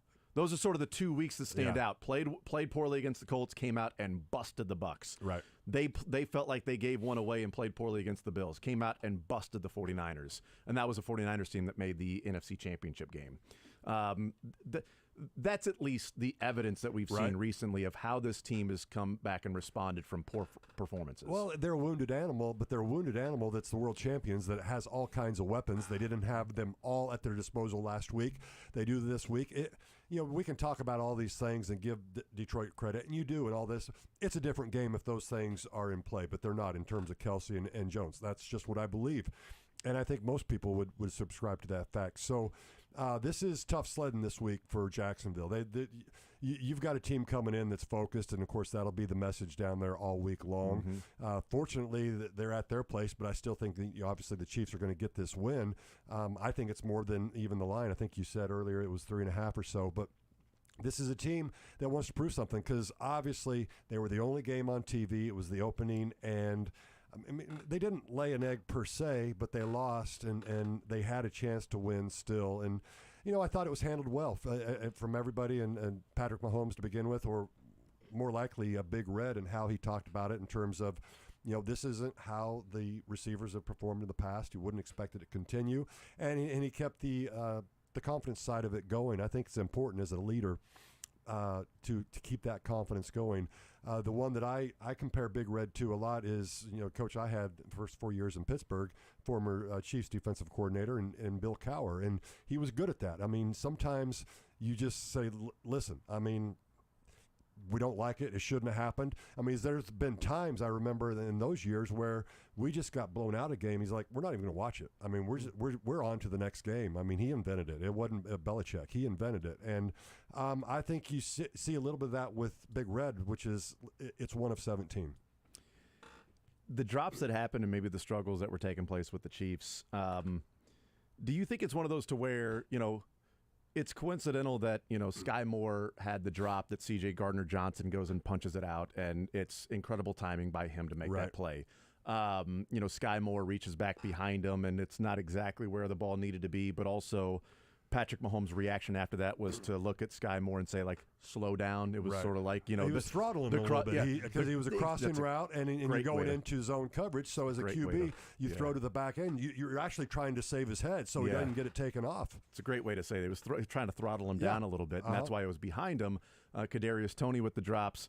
Is that something to where the offense is struggling to a degree that it starts to become contagious, like a self-fulfilling prophecy, other guys, or it's just coincidental that on that night that, C.J. Gardner-Johnson punches the ball out with Sky Moore. Right. The two for Kadarius Toney seem to be connected, that he started to think about it and it got in his head. Rashee Rice has had drops in the preseason, and he dropped the first one, but then he caught the rest of them that were at least in his hands. Coincidental, or does that sort of start to build on itself, that you try to press and try to make a bigger play than just simply making the play in front of you? Well, I don't know for sure. I think it's coincidence. However, I would think if you have a couple drops where you could start to get in your head a little bit. But in general, I was more concerned with, at times, the spacing of the receivers at times. I felt like there was one of the drops, actually, I thought was because he quite honestly couldn't see the ball, because I think you had two guys crossing at the same time, and they just weren't supposed to be there at the same time, I don't believe. No. And obviously, not obviously, but in the passing game, you try to get those triangles and get a 3-on-2 so the QB can make the right read. And I thought there was times where the triangle was just too tight to where those two guys could guard three people. And so that was what I was more concerned with, was maybe the route running and the spacing of the wide receivers. Visiting with Kendall Gammon, he is presented by Crown Toyota and Crown Volkswagen. Jake Elliott hits a 60-plus yarder last night. What's been interesting is watching that over the years, and you have had a front row view of kicking in the NFL becoming more accurate, a bigger deal. The legs are stronger. Right. Is it more of an emphasis that we've placed in the NFL on the kickers? Is it just the evolution where arms are stronger with quarterbacks and wide receivers are fast and all of those things that we're seeing? Just kickers, their legs are getting stronger and maybe more specific positional as kickers, even as elementary school and junior high and high school? I think there's a little bit of that, but when you go back to when I was playing towards the end of my career, where all of a sudden at that time they wanted the kickoff return to come into play more, and they didn't like the kickers kicking it into the end zone. Now you're seeing the kickers 3-step kick it into the end zone. Well, back then, I mean, at a certain point, they had the balls sealed that were kicking balls. I mean, damn near the CIA was bringing them in, and you couldn't get a hold of them. Now so because beforehand you saw the kickers would get a hold of the footballs, and they'd work them in through the week in terms of they'd use the Mississippi mud, they'd put them in dryers, they'd put them in saunas, all kinds of things, to where the ball became like just this balloon, and it compresses better, so it went farther. So this stopped that for a while, and at some point in time, the NFL went the other direction, and they stopped doing that. And I'm convinced that they're getting hold of the balls again and working them in to the degree that they want. And I think that's fine because everybody does it, because beforehand you just had to cheat quietly and make sure that you could do that without somebody finding out. And everybody did, and you had your different ways. So I think it has a lot to do with the ball and how that is too, because I can remember when those when those balls would come in and they were sealed and it was a big deal. We may or may not have put extra trash bags around those, sealed them up with duct tape, and then sunk them in a hot tub for a while. That may or may not have happened at time, and so they could expand and move the leather around, and it absolutely made a difference. Did it feel like for those guys they were kicking like a rock or something instead of like oh man, the kickers went nutso back then when they were coming in the box, because it come out there and it had that kind of that greasy oil on it, and because you always see the kickers pushing in the nose of the ball because they're trying to get it to expand and move a little bit. So they were doing that all the time and going nuts, and it ticked them off so much. But everybody was dealing with it. But so that's the genesis of going way back. I think now just they're working the balls in more. Yeah.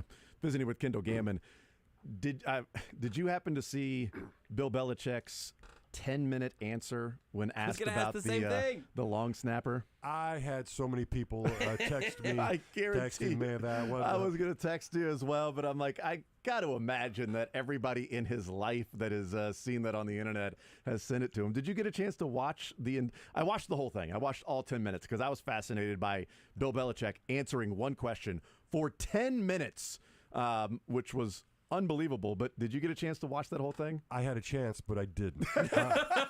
I actually had multiple chances, but I didn't. Can you give me the Cliff's Notes version? You know, he talked about how it went from just having the offensive linemen that were out there doing that. The first question was about like, is there an advantage to, could you not train your backup center and save a roster spot, which is an interesting question. It was just a roster spot for a long snapper. Is it worth that value? Right. And he was like, that's a great question because, that position, that spot on a roster, it is valuable. And just went into sort of the evolution of long snapping from it being just one of the offensive linemen that could really do it to then the quarterbacks being holders to then your specialty long snappers and then your specialty holders and the punters and the kickers. But he went into obviously much more detail about how the whole thing came about throughout the years. And he was talking about, the 70s and 80s when he was coaching and what it was then to now, and just overall the importance of it and just how much it matters, and his point of, we don't have quarterbacks hold anymore. Right. And he was talking about that, in practice, it'd be like a couple of minutes at the end of practice. All right, let's get out there and do that. He's like, we don't have time for the quarterback to go and hold.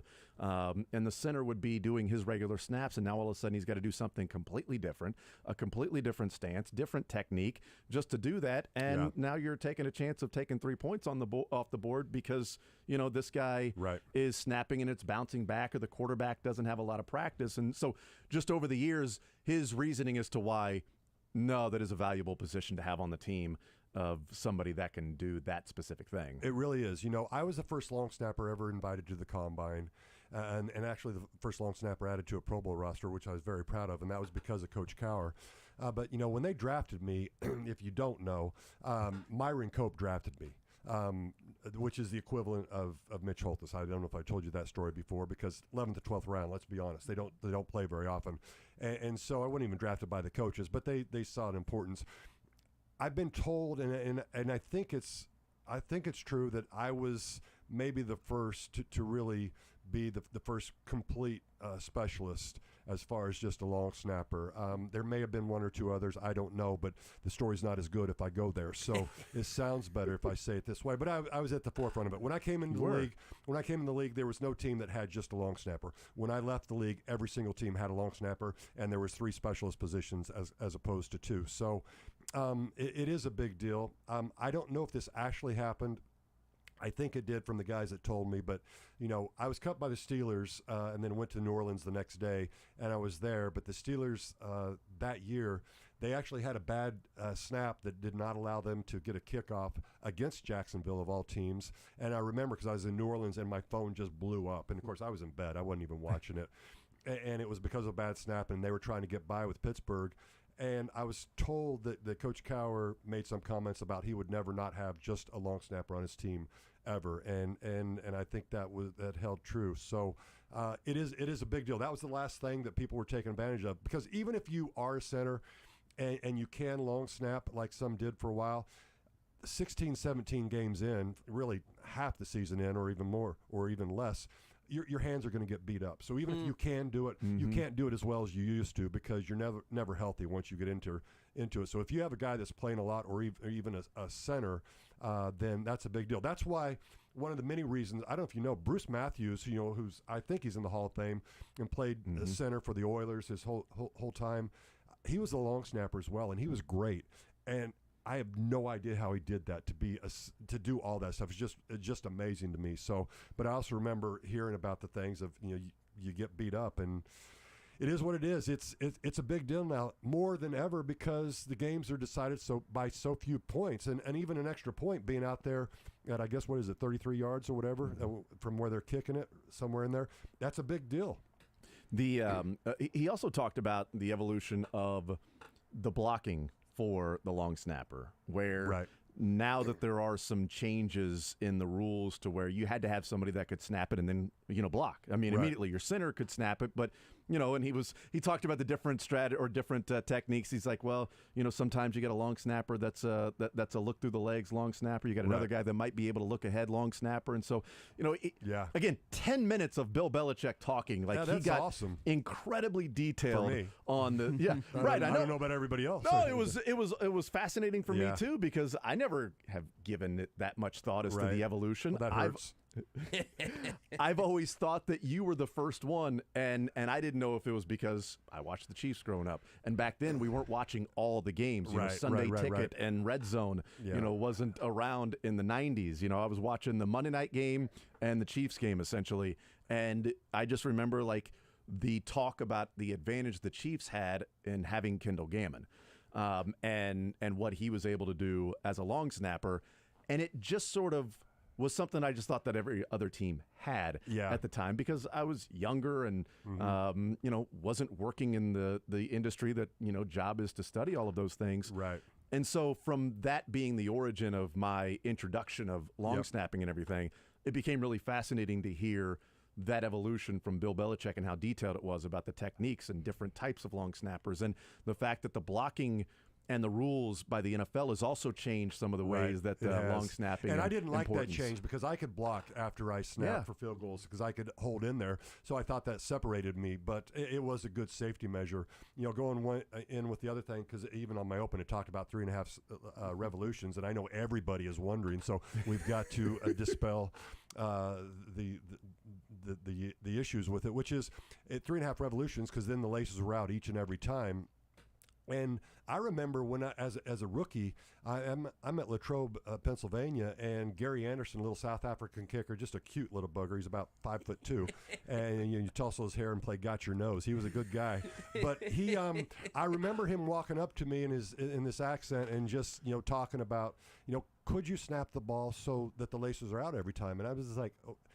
Internally, I'm thinking, this guy's smoking crack. What is he? Because I've never heard of this. Can you kick it right down the middle every single time? I mean, which he could, by the way. He was 15 years in. Yes. But I'm like, you know what? I'll try. I'll try to learn.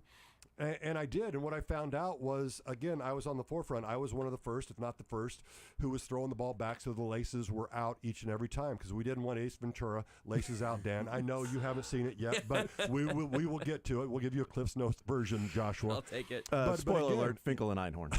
So just a spoiler alert there. Oh, the crying game. But all the same...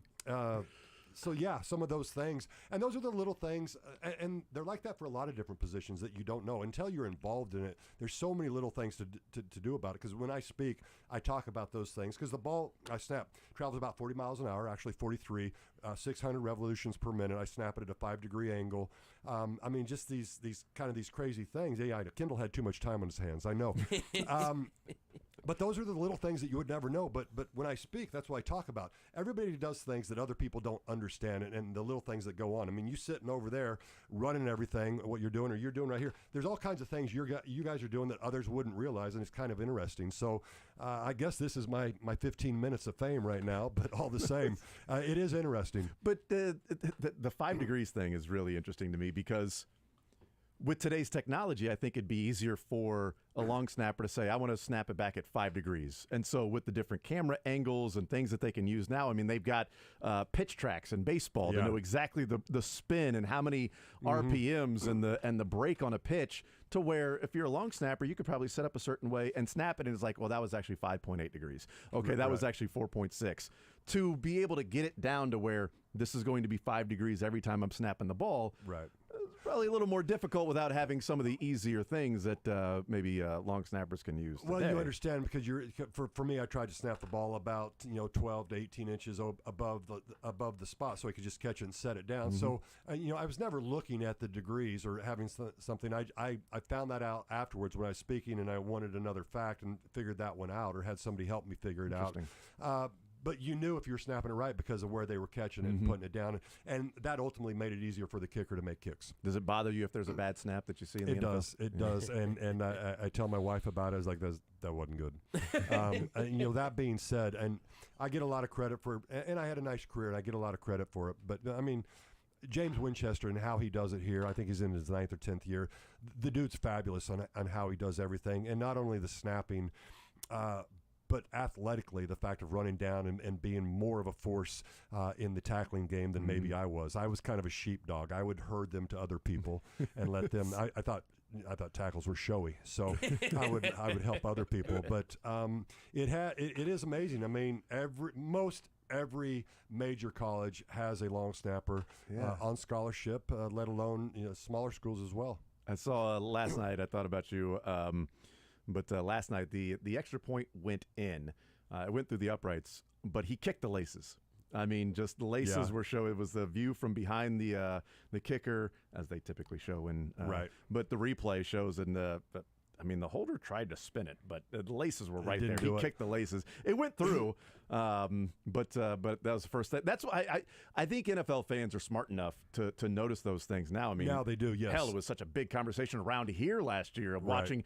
Well, what about when Tommy Townsend catches it and then puts the ball down? He's got his finger on where he's going to place it. What if he doesn't place it there? What if he places it over there? Like, we were watching and studying and paying attention to the placement of the ball, and not even talking about the rotation and spinning it to where the laces were, were out. Well, I'm going to blow your mind some more here. So I went out to Boise State this weekend to see the game against UCF because I have friends there.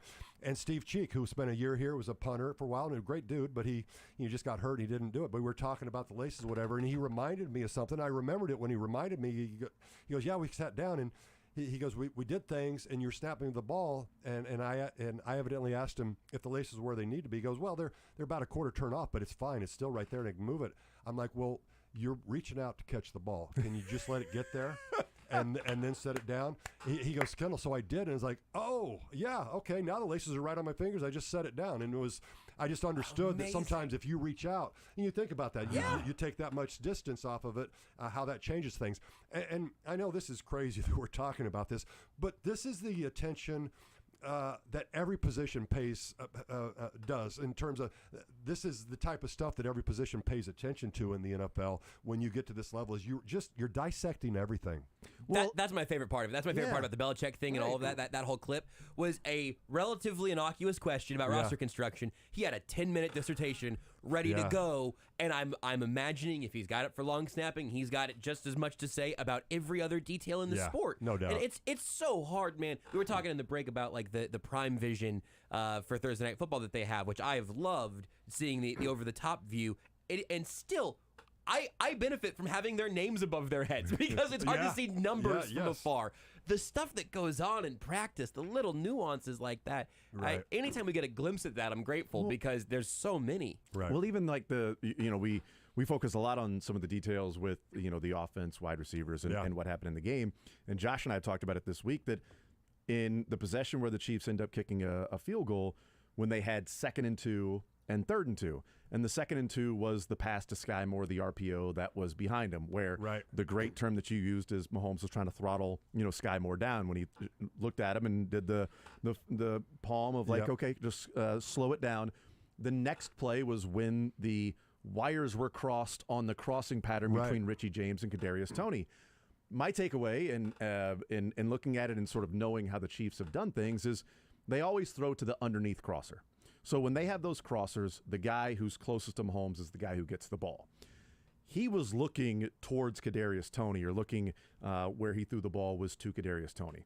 But when you look at the all-22, Richie James starting from the right side of the formation and Kadarius Toney starting from the left. I believe the play was for Richie James to go behind Kadarius Toney, which is why also Kadarius Toney looked back at Richie James like, what are you doing? Right. But if you watch the all-22, Richie James is going and behind Kadarius Toney. But Kadarius Toney actually fades too much, so he was right next to a linebacker. So Richie James was going to run into him, and Richie James had to stop and then cut in front of him, which is why it felt like the ball almost hit Richie James. Right. I actually believe Kadarius Toney ran that probably 1.5 yards or 2 yards too deep on a slant, where that's the detail. Yeah, no, if you're Sky right. Moore throttles down a little bit, it's probably a first down. If Kadarius Toney cuts that slant a little bit sharper and allows Richie James to go behind him, when you look at the all-22, if Kadarius Toney catches it, it might actually end up being 6. Yeah. Instead, it was a field goal. We're talking about 1.5 yards difference of running a route. You see those things harped about in practice all the time in my 15 years, those different things. That's how specialized it gets. And also, it could have been spacing in terms of where they lined up. Maybe they weren't even supposed to be crossing that much. I mean, who knows? Obviously, we won't ever know, but I subscribe to what you're talking about for sure. But it is that it's all those little things. I remember, on my best day, I might have been an average offensive lineman at best, and it's probably pushing it. But I did pay attention to everything, and I played scout team all the time, and that was an important thing, and that was me playing football at the time when I used to weigh 310 instead of what I weigh now. But I just remember, watching the tackles and listening to the tutelage, and one big thing was when they're pass setting their inside foot, making sure that it was facing straight up the field, because the minute it turned, their hips turned, almost like when you're snowboarding, and you basically, the snowboard, you go where your eyes are at. And this is the whole thing. Once your foot turns, your body turns, and then you're susceptible to getting beat on the inside. And I just remember things like that. We've told you before, I played tackle in a game that actually mattered my rookie year, and Neil O'Donnell, and I had to play tackle because we had people hurt, and I picked up a blitz and some other things.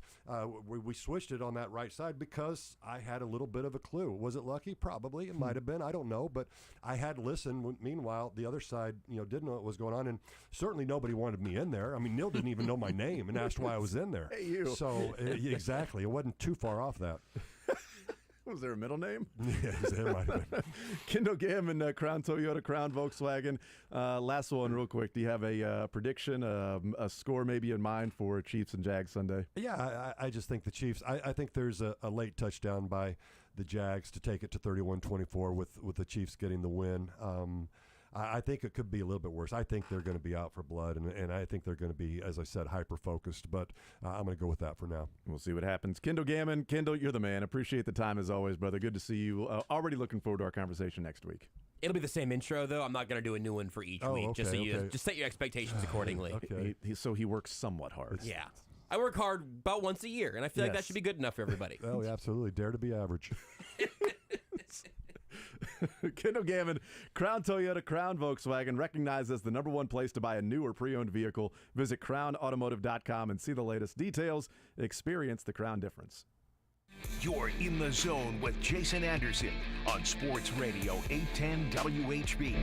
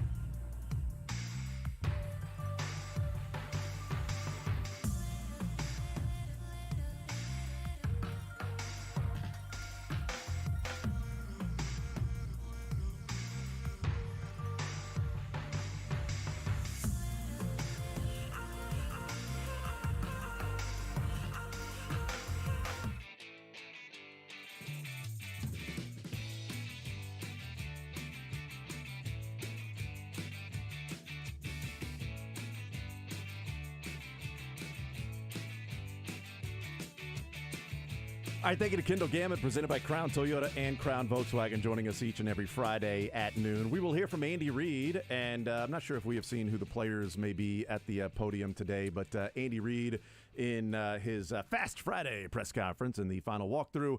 And let me just say, the final 10 minutes of practice, nobody of importance needs to be out there, especially not Travis Kelce. So every single final 10 minutes of practice, Travis Kelce needs to have himself a seat. And I haven't seen who's going to talk off today. himself is what he said. Yeah, he offed myself. Offed himself. He felt like such an AH. I wanted to air the soundbite, and I did, but it took me a bit. I'm like, okay, is that anything like naughty? He's saying anything naughty? It's just okay. No, he just offed himself. As in like out of the game. He plays defense. Number 91. Naughty. Oh, okay. Oh, and sorry. I thought defensive, that offensive. Listen, naughty. sometimes this show's too subtle, and I get it. Yeah.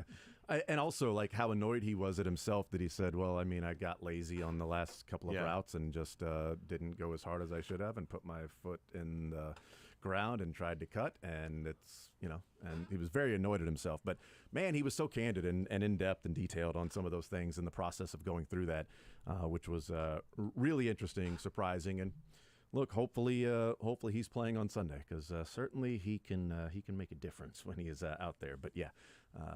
That was interesting from Travis Kelce, and of course, always interesting from Kendall Gammett, joining us to talk about some long snapping and all the specific details and how intricate some of those things end up being. Like I was telling you guys during the break, I considered myself. It was like maybe 03, 04. We did a challenge with Kendall at the practice facility just for TV purposes, for Yucks, for Metro Sports, and I considered myself like, okay, I can throw a ball, I can run, I can do all this stuff, whatever. I played all the sports.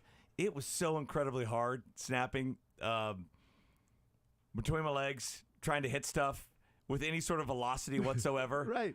I had a newer appreciation for that once I went out there. And back then he was talking about the revolutions and how perfect he can get it back to you. And I remember I was catching him and I'm like, yeah, no. The laces every single time. They don't change. It's pretty good.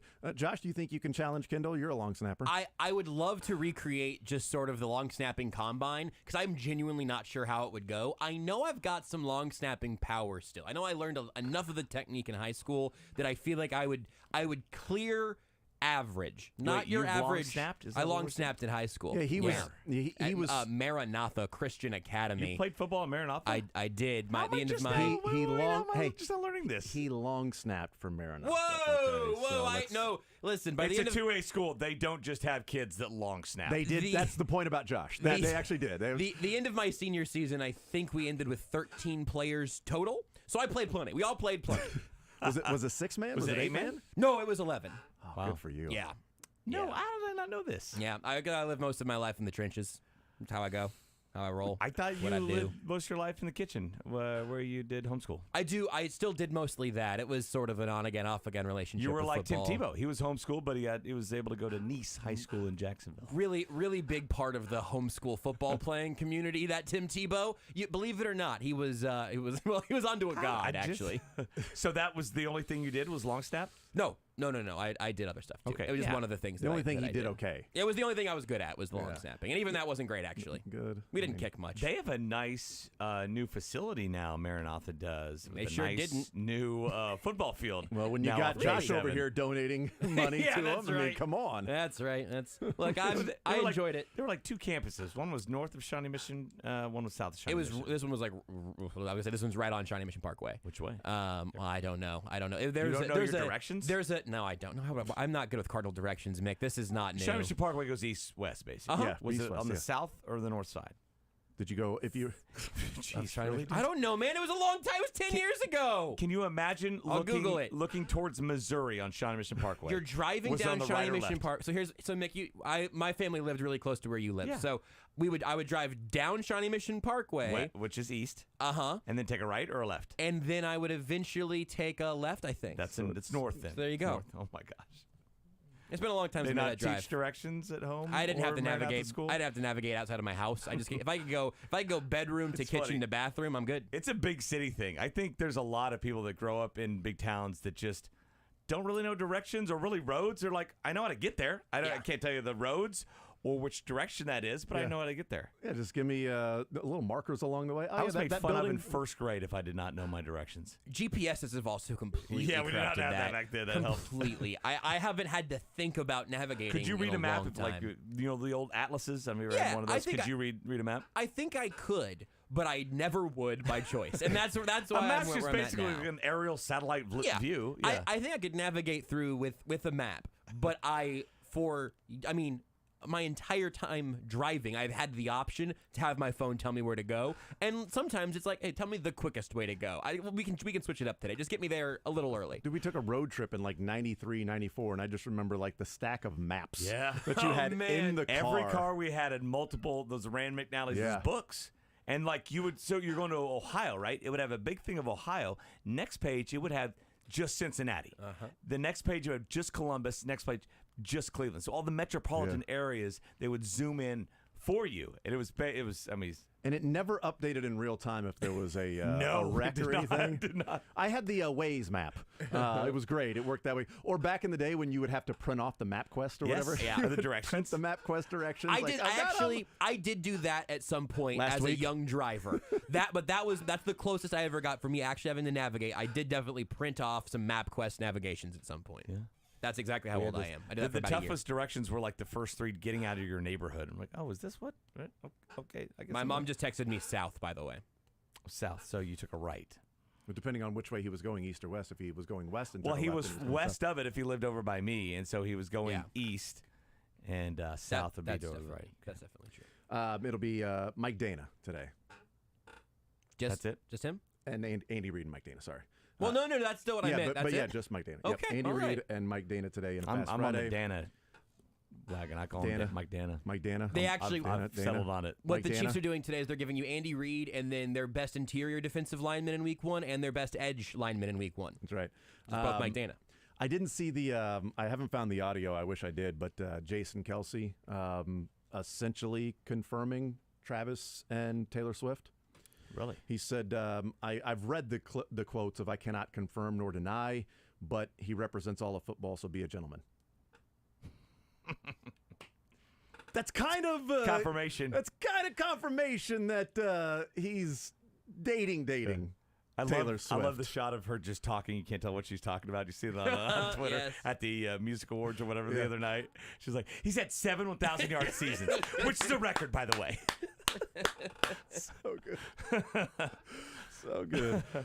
What do you think about my conspiracy theory that clearly Taylor Swift, she needed a mustache in her life? Because the mustache was there when this meeting would have happened. The mustache is stuck around. He said he's not shaving the mustache even though the Chiefs did lose. He said he would shave it once the Chiefs lost. They lost, and he's still keeping the mustache. Well, maybe a Chiefs team that he played for. I think he had that cop-out and did not choose He it. said on the podcast, okay, I lied. So when But I think asked we're about seeing it, a mustache renaissance right now. I think Taylor Swift and Travis Kelce are going to bring us to a mustache renaissance. I think we need to see a game, at least one game as El Travador. Listen, to see what he I'm does. all about Kylie Kelsey. Taylor Swift can kick rocks, okay? Kylie's a star. Give me Kylie. I loved the documentary Kelsey. Absolutely loved Seen it. it. I want to. Oh, it's so I good. did see Oh, that. I saw the You picture see my you put tweet?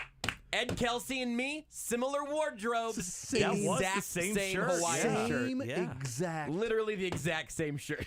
And he showed that, and I was like, Renee, Ed Kelsey's got the same shirt that I do. She was like, oh my God, what am I doing? She with was this like, man? oh, this is our future. Okay. She all looked right. at him and looked at you and was like, well, better- okay, so this is my future. Better hope that's your future. She'd be the next Donna Kelsey if you guys produce some Maranatha playing football. I don't know. I don't know if that's in our cards. I don't know. We got a couple of future Hall of Famers in us. One day you'll be at a sports bar with your son that just made the Super Bowl, watching TV of your other son making the Super Bowl all together. And they'll be making fun of how big your eyebrows are, and you'll be wearing that same shirt. Be wearing the Brisco jerseys with an E. All right, we'll take a timeout. We'll come back. Man, we still got to get into Jay Norvell and Deion Sanders. Please, thank you. Say that for me. And Shiloh, yes. Okay. And Shiloh Sanders weighing in too. So the other Deion's son, but the oldest. He still plays, right? He's like linebacker. Or It's so something like great. He's a safety, but it's so great that when people talk about Deion's son, it's Shador, and he's like, "I'm the older brother. I'm the older brother. Damn it." We'll take a timeout. I was the first one to follow Daddy. It's like Succession. We'll take a timeout. We'll come back. More Zone next. Want to see more of The Zone? Watch the show live on the Sports Radio 810 W.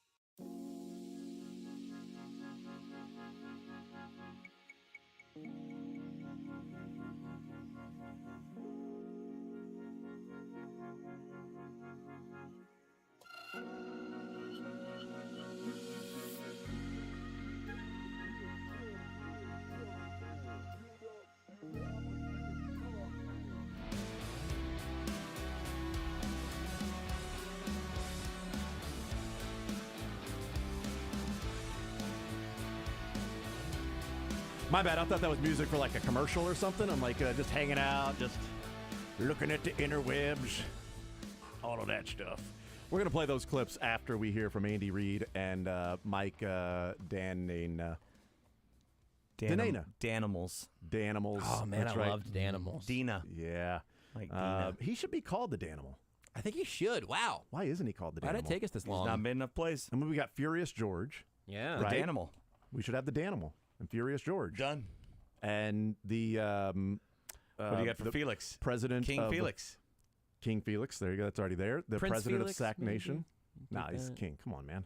Showtime. Like, well, that's kind of a thing in sports Well, already. he didn't give himself the Showtime nickname. That was Somebody- Levy or Joe Tessitore. That's what it. Joe Tessitore. Showtime, Mahomes. Like nobody called him that before, or I think after. Although my son does have a shirt that says Showtime Mahomes, so Yeah, they did mean- sell those quickly after that. So that was Joe Tessitore. The Reaper. I like that. Levy's who I'm thinking of. That was Monday Night Football. That would do the 35-yard line.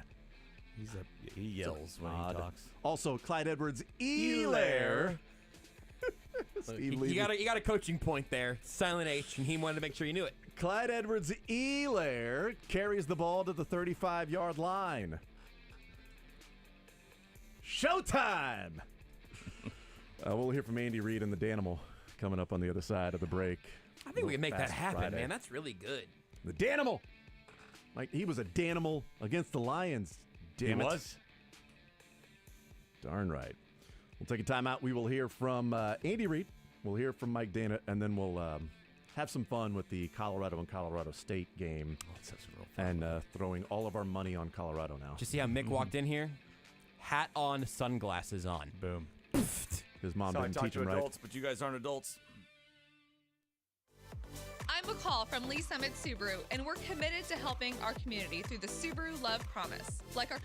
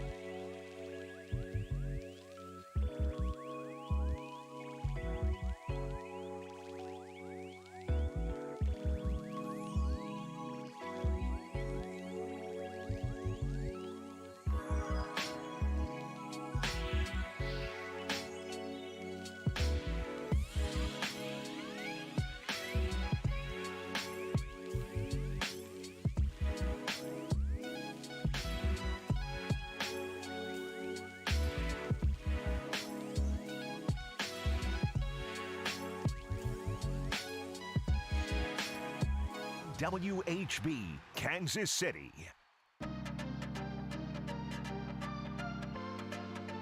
The Zone is brought to you by Guaranteed Foods, official sponsor of Family Mealtime. Enjoy healthier food, more free time, free delivery, and better value. Go to GuaranteedFoods.com.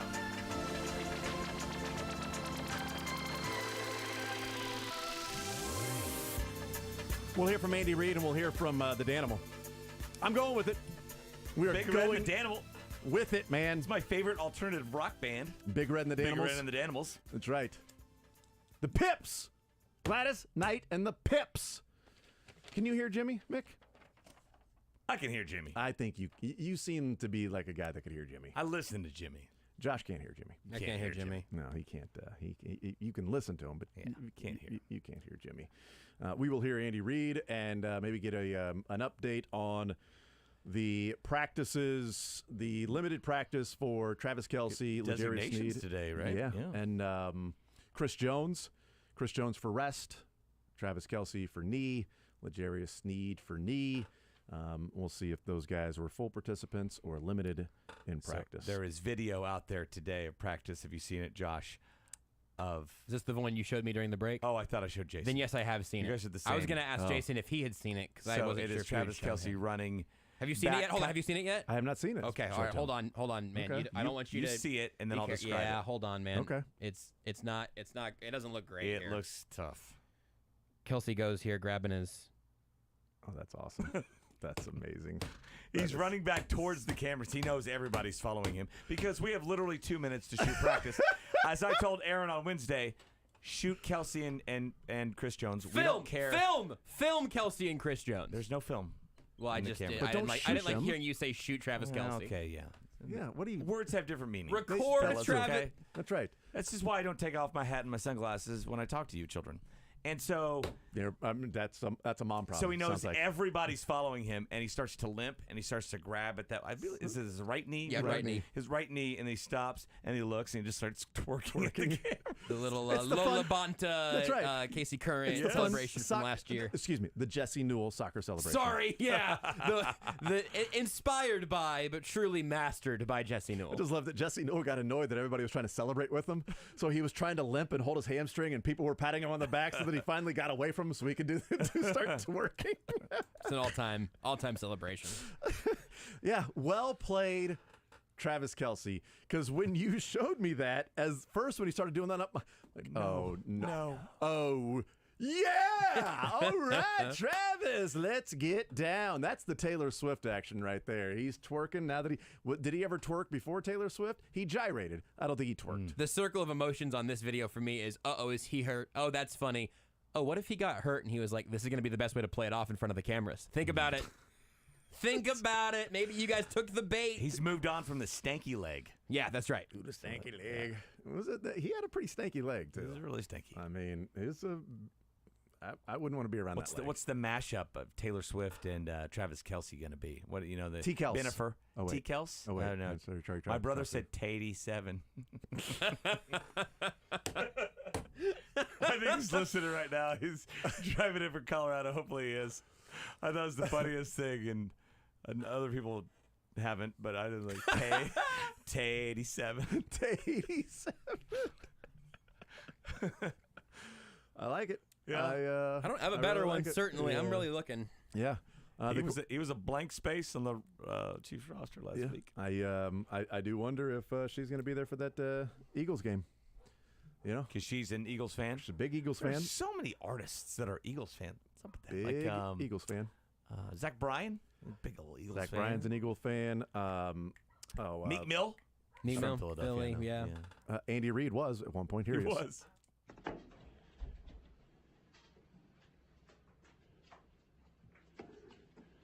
All right, a couple injuries. One's a sickness with a Clyde, and then Bolton was excused, and it's not an injury for personal reasons. So we look forward to the challenge of playing the Jags. Good football team. I think we all know that. And anyways, with that, time's yours. Andy, how did Travis and Chris Jones look in practice? Yeah, they did a good job. Yeah, so they'll, as long as nothing happens, they'll be out there. nothing happens, they'll be out? Yeah. Okay. Any idea of workload for those guys? No. Chris, it seems like when we talk to him in Spags, he wants to play a lot, probably. You guys will probably have to, if you don't want him out there a bunch, maybe try to bring him back a little bit. He wants to be there. Yeah, we'll see.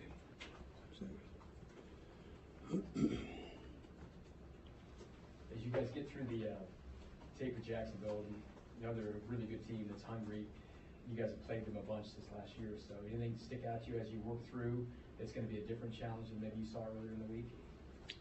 No, I mean, they're a real good football team. Got good speed.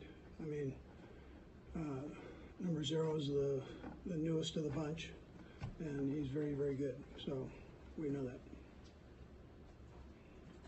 Anything else? All right. You guys finally got it right. Ted Cruz, there you go. There's a Fast Friday. You got to watch what you're saying in those press rooms now. That's exactly right. Yes, Andy Reid and Fast Friday. Clyde Edwards-Helaire, sick a few times during training camp. He missed practice Wednesday because of a sickness. Full participant yesterday. Yep. Missed today because of a sickness. Interesting. And then Bolton was out, right? Excused for personal reasons. Not injury related. And if nothing happens, Chris Jones and Travis Kessel will be out there on Sunday. Any idea about the What workload? happened? They're practicing tomorrow. Yeah, No. We'll see. No. We'll see. No. I'm sure he has no idea about the work. Hadn't thought about it yet. We'll see. Not even sure who you're talking about. The guy who's writing up plays in June. Yeah, but it's a competitive advantage. You don't want to tell the Jags that Chris Jones and Travis Kelce are going to play, except for you just did. So I think the Jags prepare for if 95's on the field, this is what we do. If he's not, we relax. Okay, all right. How many snaps is he going to play? Talked with Matt Derrick. I went back and looked at 2017 when Aaron Donald held out and missed the first game. Game number 2, he actually played 70% of the snaps, so 48 total snaps.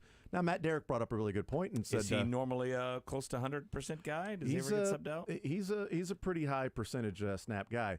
But Matt Derrick pointed out his pretty good point. He said, where'd they play? Because they're playing in Jacksonville, where the feels like is going to be 94. Aaron Donald played in the Coliseum, and it was 74 degrees. So maybe playing 48 snaps in the Coliseum at 74 degrees or whatever versus feels like and humidity up to 94 in Jacksonville, a little bit different on how many plays that Chris Jones may play. So, what do you think, Kelce? You think he's more likely to take on the full load management?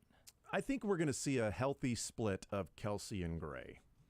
I think you'll see Kelce a number of times out there, but I think we'll still see Noah Gray. I bet Noah Gray plays the most out of any tight end. I don't know if that's even a hot take or not, but that's where I'd set the line. Because if Kelce's out, then Noah Gray will be in, and if Kelce's in there, then Noah Gray, if they're in 12, should be in there. The Matt Bushman era is, if not over, maybe on pause. It's I think it nearly paused. Yeah, I think paused. there's no rush to get out of here. Yeah. Matt Dickerson era might not be over.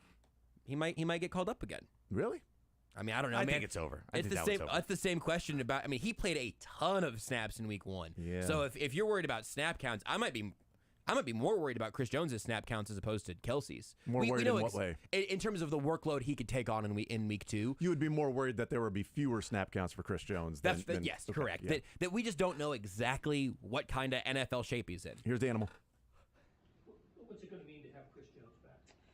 Oh, it's great, man. He's a force. So, getting that piece back to the puzzle, man, it's a great piece. We're excited to have him back. We're looking forward to playing our tails off and, getting him back in the rotation, man. And how do you think the defensive line performed in the opener without him? I feel like a lot of guys stepped up. A lot of guys, stepped up when their number was called. They came ready. That whole week of preparation, guys were stepping up day in, day out. So it wasn't really no surprise to me that when it came game time, guys played their tails off. They were doing it all week, so translated to the game. Mike, I understand you're a team guy. How did it feel based on all the work you've had to get a sack in that first game and start on the right foot there? It felt great because, we rushed as one. We try to play as a unit. It felt great getting that done. Looking forward to this week, getting 9-5 back, generating more sacks together as a unit, and, I'm looking forward to it.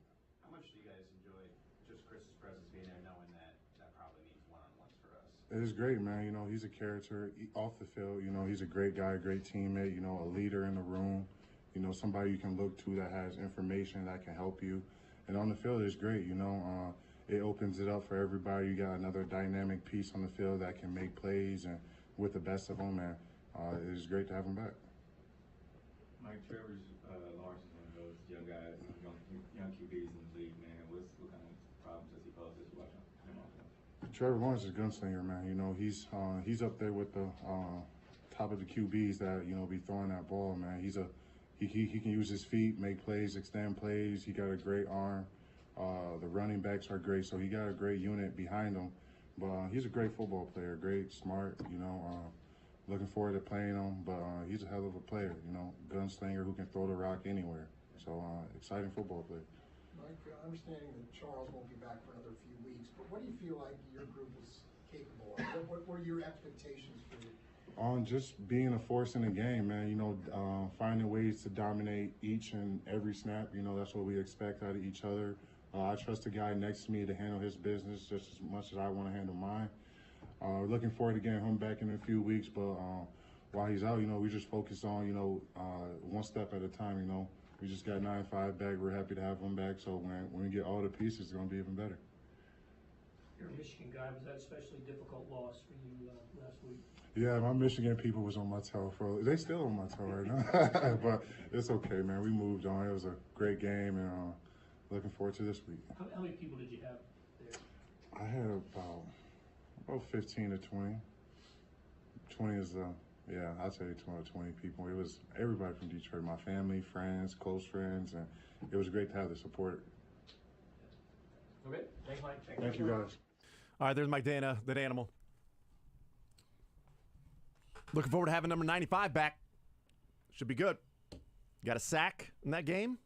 One of one people that got a sack in that game. Really one of two, but whatever. Calculations and scorekeeping and things like that. So, yeah, I am the way they played against the Lions, and we talked a little bit about this earlier, the way the defensive line played against the Lions when Chris Jones and Charles Omenihu are a part of the defensive line, I think there's a more encouraging feel for this defensive line now than it was going into the game, whereas it is much more discouraging in the wide receiver group than it was going into the game when it's like, they've got like 50 people. They've got like 50 all-pros that are playing wide receiver. This is the deepest wide receiver group I've ever seen in my life. I've never seen something like this. It's a bunch of Jerry Rices and Randy Mosses just everywhere. And then it was like, well, this wide receiver group sucks. This is the worst one I've ever seen in my life. We mistook guys who are very, very similar in abilities for being deep, right? Yes, yeah. It was very deep. But no, it's just a bunch of 4, 5, and 6 receivers, in the group. They will not be as bad as they were last Thursday night. It would be almost impossible. It would be.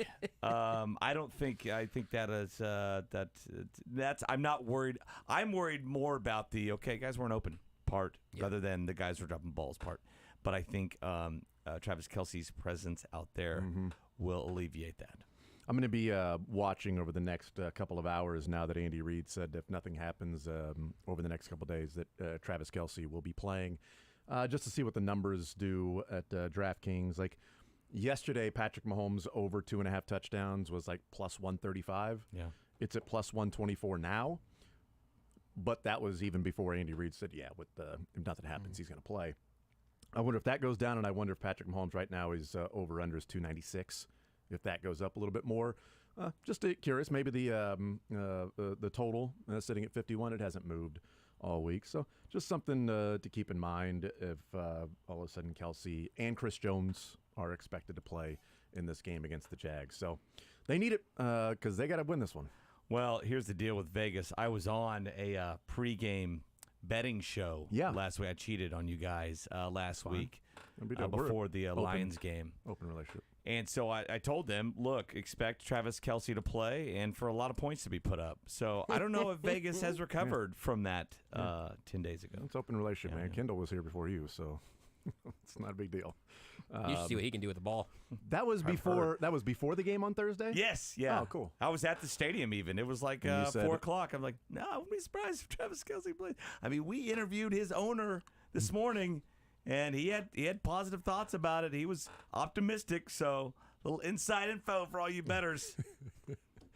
I mean, At least, I mean, I was on before the Super Bowl in one of the games, and they were asking me, like, well, you know, Clyde Edwards-Helaire is now healthy and back. And I'm like, I actually don't think Edwards-Helaire is going to be active. Like, well, really?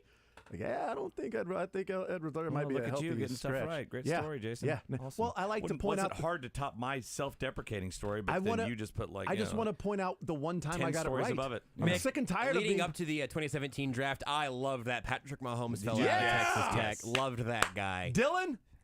Man. Got any hot takes you've loved? I remember Dylan called me and said, if they don't hire Andy Reid, it's the biggest mistake this franchise will ever make. Go get Andy Reid. If Clark Hunt lets this guy go, he should be fired from owning the team. Which is wild because Dylan was 15. He didn't have a phone? I don't know, man. I wasn't hanging out with 15-year-old Dylan. I wasn't hanging out with him. He just called me randomly. It was okay. weird. He's got your number? He called the show. Meanwhile, it's in like, Louisville. What are they doing getting rid of John Dorsey? What are these guys doing? I'll tell you what, I tried to tell everybody Scott Pioli was the worst hire ever. You know, executive of the year. No one's going to pick up that trash on the stairs, that little candy wrapper. Look, I said number 5 overall is not too early to take a safety if he's a generational talent. That's what I was saying. I was 13. I tried to tell everybody, like, I really, really loved Edwards-Helaire. And I feel like if you got to take him in the first round, take him in the first round. You don't want to. So I got that one right because now 4 years in, he's still playing for the Chiefs. I got a Tyson Jackson jersey in the rafters. Loved Tyson Jackson. Okay, now we're just being no, stupid. I actually didn't. I was a child and upset with that pick. Yeah, well, if you had a Tyson Jackson jersey, you would be a child. Yeah. I wouldn't even have to take my hat and sunglasses off to talk to you. We can talk about that now, or let's next do it right now. You know, let's do it right now. Colorado and Colorado State, they play tomorrow night at 9:00. And hey, have it on next to your KU game at 9:30. That's right. Yeah, I guess certainly I could. What is there a certain channel for that game? Probably. Which one? Yeah, both. Either one. Either one. Yes. Trying to find any of Oklahoma State, South Alabama's on tomorrow. So, the Colorado games is game day again. So I don't know if that. It's on ESPN. It's on Big ESPN. Okay, there you go. 60 Minutes is there, by the way. I think. Yeah, I saw that they were interviewing Prime, KU on CBS Sports Network, but. So these coaches shows that happen all the time, Lance Leipold, you can hear right here on Sports Radio 810 WHB, a little Johnny's Tavern activity. So Lance Leipold has his show, Chris Kleiman's on Thursdays, I believe. Doesn't matter, one during the week. But Jay Norvell, the head coach of Colorado State, had his coaches show. Yeah. And this was on Wednesday. And he, for some reason, decided to make it tougher on his team on Saturday night. But here's Jay Norvell in his coach's show from Colorado State head coach from Wednesday. We're excited. Our kids are really, we had to do a bunch of ESPN videos, and it was great. I loved it. But our kids came out of those videos really with a chip on their shoulder. They're tired of all that stuff. They really are tired of it. And I sat down with ESPN today, and I don't care if they hear it in Boulder. I told them I took my hat off and I took my glasses off, and I said, when I talk to grown-ups, I take my hat and my glasses off. That's what my mother taught me. So, they're not going to like us no matter what we say or do. It doesn't matter, okay? Take that, Dion's mom! Yeah! Nice job letting your son down and showing respect for adults in the room. Maybe you should have been an adult when you were raising your child. Rude. Speaking of sundown, it's down. Take those sunglasses off. Yeah, that's right. You know what? There's only 2 people that wear sunglasses inside. Corey Hart. Blind people and AHs. Oh. That's it, Dion. Which one's Corey Hart? I wear my sunglasses at night. Late 1980s song. Why did he do that, Which one though? would he be in that category? I don't know. He'd be prime, definitely. Did he do it just so he can? I think he's kind of an AH. That song still kind of rips, by the way. Okay, it is kind of an AH move. The hat thing, I don't know where that came from. And, of course, everybody puts all these press conference photos of Norvell up there with his hat on. He's wearing a visor, Nick. It's different. His hair can breathe. I never heard that. I get, I guess. It's just. First of all the golden rules parents taught, that one is not up top for me. Really? And second, of all the things you can get on Dion about, that's what you choose. There's a long list. Pick one of the free, more substantial ones. You gutted a roster in Colorado, left all these guys, or left, Jackson State, or just you're a complete kind of total D-bag after in these press conferences after games? But no, he's going after the sunglasses. We had 2 rules in our house. There was a golden rule and there was a silver rule. The golden rule is first come, first serve. If you don't eat, too damn bad. Go eat food. It's whatever's there is all we have. Silver rule was take your hat and your sunglasses off when you're talking to adults. Now, you would think part of that would be treat people the way that you want to be treated. No. Bleep that. Treat them however the hell you want. Plus, demand respect back. But you will take your hat and your sunglasses off when you talk to people. Thank you, Mom, for teaching me that. I appreciate it. And it's gotten me this far. You grew up in Jay Norvell's house. He's your brother. That's exactly right. So that made its way around. And Shiloh Sanders, the Colorado safety, the older brother of Heisman candidate Shadur Sanders. The other brother, the one who plays defense. Wait, it's the Cooper Manning of the bunch. Right. Wait, Colorado has guys who only play defense? They don't play both. Right. They don't all play both sides of the ball? Yeah, Shiloh is not that good. Oh. He only plays one side of the ball. Maybe there. he's matinee time. He's a D1 football player. Congratulations. That plays once a starting safety at Division I team. I'm good at football. How many wins have they had in the last 2 years? 4? Yeah. Do you think Actually, yes. did he get a fair shot to play quarterback as a kid? Do you think he holds a grudge? I don't know how that all came about. Was he at Jackson State last year? Or? Yeah, he was. Okay. He started at South Carolina. There's actually pictures of Shiloh and Shadur on their recruiting visit to Colorado State, wearing Colorado State jerseys. But it was before Jay Norvell. He was not the coach there, which would have been great if Jay Norvell was the coach. But Shiloh went to South Carolina, then transferred to Jackson State, and now in Colorado. But here's Shiloh Sanders, Colorado safety. Make fun of Dion for the names he put on his kids. How about that? This was on That's better than the sunglasses. This was yesterday on the Pat McAfee show on ESPN. Shiloh reacting to Jay Norvell's comments about his coach and dad. This week, the Colorado State coach says, you know what? I would like them to be pissed at us about something, too, and goes and talks on your dad in a little... Why do they do that? I don't know. Who's talking about that? Yeah, they just make it worse. I know. Shiloh, I know. I don't understand it either. We are very confused by it. That is something you obviously all know about and are very aware of whenever it happens. I don't get why. We was actually just talking about that. Some of the receivers and my dad was over there, and I overheard them talking about that. And I was like, "What did he say?" And they told me. I was like, "Bro, why do they do this to themselves every week?" Coach Brown's a cool guy. Like, you don't have to be like that. How about that? Coach Prime's a cool guy. That's your dad. That's your dad is a coach. He makes you call him Coach Prime too. But I love that. Why do they do that? They just make it worse. Maybe the biggest issue I have of Jay Norvell's comments is when he said, our kids did all the ESPN videos and everything, and they came out of that with a chip on their shoulder. They don't want to do those anymore. People are talking about Colorado State this week only because you're playing Colorado. Yeah. You're telling me college kids don't want to do these ESPN hype videos before the game. They came out of there pissed. They don't want to do these ESPN videos that are highlighting them and individually talking about how good they can be in this game against Colorado. They're pissed, and they didn't wear a hat. I wonder how much of this is where he's at. It's his coach's show, right? Where there's probably a lot of old heads that show up there, and he's just saying what he knows, what they want to hear, and he's thinking like, okay, I'm just here. This isn't going to get out, right? And it's the only win he's going to get this week was him taking a shot. Deion Sanders, of course, aware of that.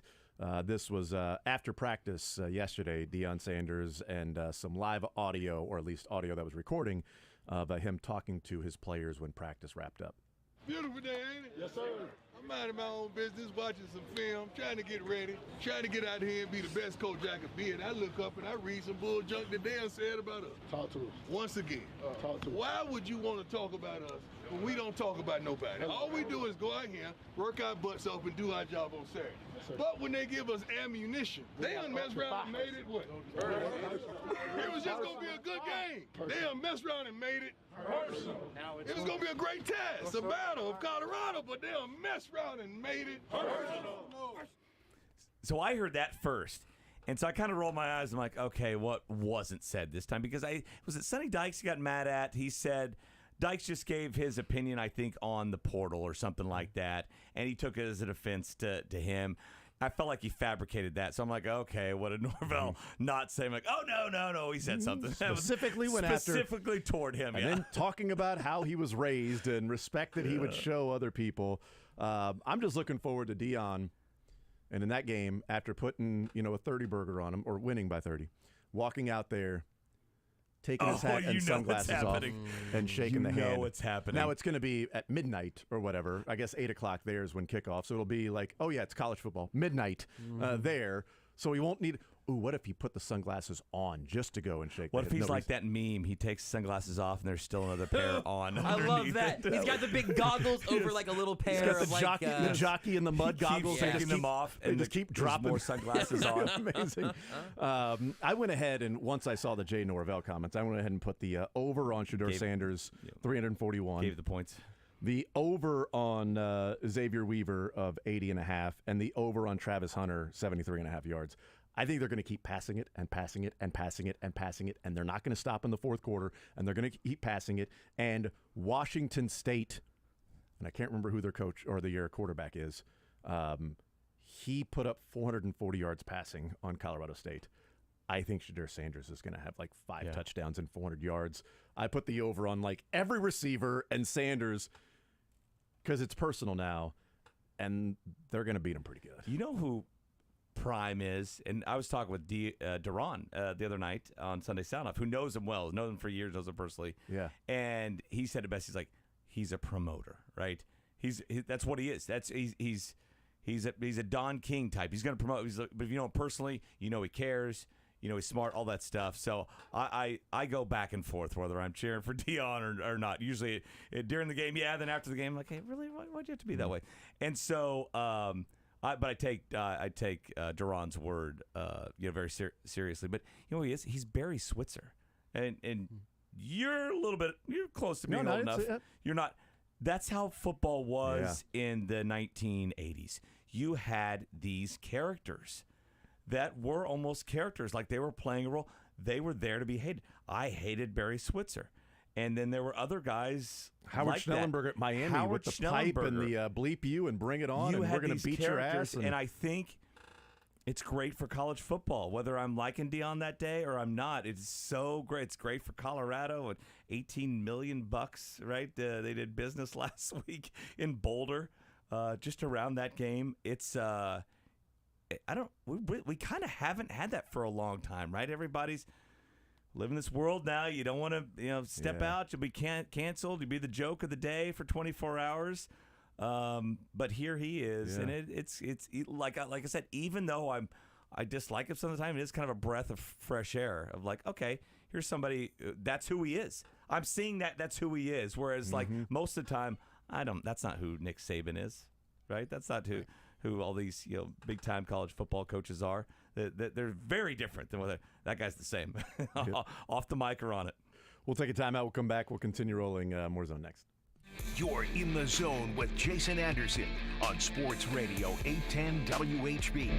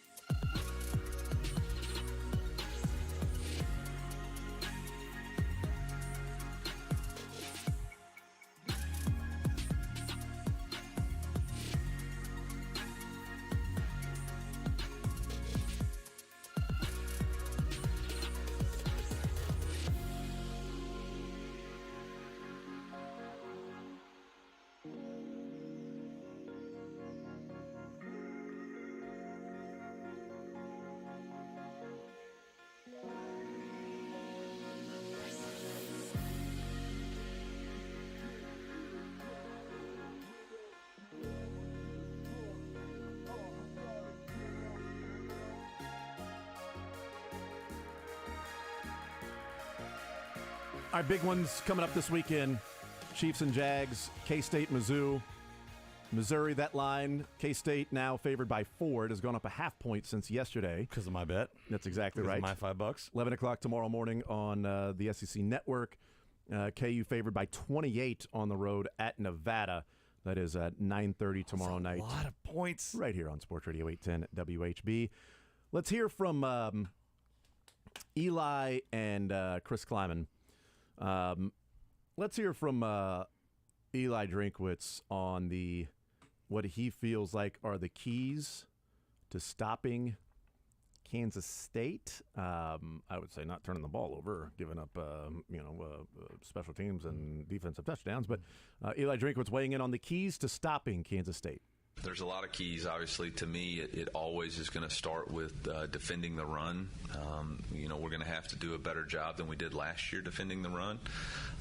We put our defense in a lot of bad situations in last year's game, but we got to limit the explosive plays in the run game. I think their quarterback is really good. He's got a natural feel for where to place the ball. He's incredibly accurate, so we're going to have to defend him in the pass game. And then, I think number 8 is a special player at wide receiver. I mean, there's no doubt he's their kick returner, punt returner, and before half they hit him on an end cut that his yards after catch, because he is such a good returner, is really natural for him. So, it ended up being really the difference in the game for them. I mean, it was 14-10.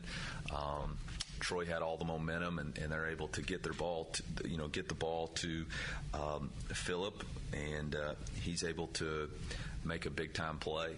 So, we're going to have to limit him to. With the understanding every game is a big game and the next game is the biggest one, do you get any sense from any guys that certainly missed one at all because of what happened last year? I think our guys are excited to play. So last year, when we talk about like a defensive or a special teams touchdown, which is what Mizzou is going to need to win this game, I think they need to score outside of their offensive scheme. They need to score a defensive touchdown or a special teams touchdown. The problem with that is going into the game is like, hey, which team's more likely to score a special teams or a defensive touchdown? Probably K-State. That does score some special teams touchdowns and can score on defense as well. And last year, that's when the game sort of got out of hand, I think. Right after one of the rain delays. One of the rain delays, they had a quick 3-and-out, did Mizzou, and they punted to Phillip Brooks for some reason, and he returned it. I think the exact number of yards was 140. I think it was a 140-yard punt return. It was a long one. Yeah, it was like an 80-yard or whatever. It was like ridiculous. It's also a kid from Missouri, too. I know, Lee Summit. And they went up 21-3, and that was it. That was it. I mean, it's 14-3. K-State scores a touchdown. You get the ball back to maybe make it 14-10 if you can drive down, but you go quick 3-and-out, and boom. Look, there were so many, he had a great point there that the offense put the defense in some bad spots. Was it like 3 interceptions last year, 4 turnovers, something like that got turned into points rather quickly. So you take those away, you take the punt return for a touchdown away. I don't think it's going to be as lopsided as last by 17. year. Right? And of course, it's in Columbia. I just don't get the line, and that means I'm dumb, and Vegas knows something. Yes. Chris Kleiman was asked about last year's game, as that was obviously a big one for K-State, a big win, lopsided win, I should say, for K-State, and with all the weird, you mentioned the weather delay and all that stuff. Here's Chris Kleiman weighing in on how much, if at all, is their thoughts or looking back on last year's game. Trying to think how last year's game ended because it was a long day out there. Not really. No. I never even thought about that. Now that you say that, Fitz, I never even thought about that. No, just a weird day in general with the amount of delays that we had and how hard it was raining. I know it was very difficult for us to throw the football. I know it had to be really difficult for them to throw the football. I mean, it was pouring, and so no, it was just a very, very strange day. All right, last one. Let's play number 13. I'm interested to hear what Chris Kleiman has to say about Brady Cook. What's that? There we go. How about that? What was that? Their host. Oh, that's weird. By the way, I was at that game last year. How's that in the K-State folder? My wife and I were invited to a suite last year that was catered with all the food and all the drink. Yeah. If you're going to go to a suite, that was the one game to go to because it lasted 5 hours. And then every break you went back into that cool little Shamrock Bar lounge they have there between Bramlage and Bill Snyder Family Stadium, and you just watched football. I think on that day it was Texas and Alabama and a bunch of other games, and it was a great day. I disagree with Chris Kleiman. That was a great day. Let's see if this one transferred over from the K-State folder to our folder is cut correctly. Let's hear about Chris Kleiman weighing in on the one thing that I guess Missouri has going for him, and that is their defense. Sorry, Dylan. Mizzou defense. Let's play that one. See if that one works. Really good. They're very physical.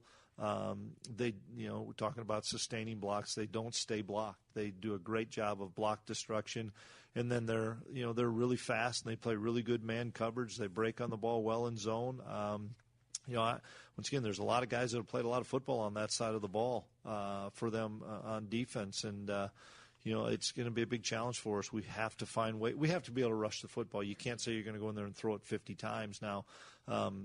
Can we find ways to rush the football? That's it's what is it, Tuesday afternoon, and we're still seeing how we can do those things. All right, a couple more from again. Wow, those are awesome cuts. Are those cuts up cuts? Yeah, those cuts have already been cut, take apparently. It in a folder and then just transfer it over for our show so we can play the clips. So, oh well.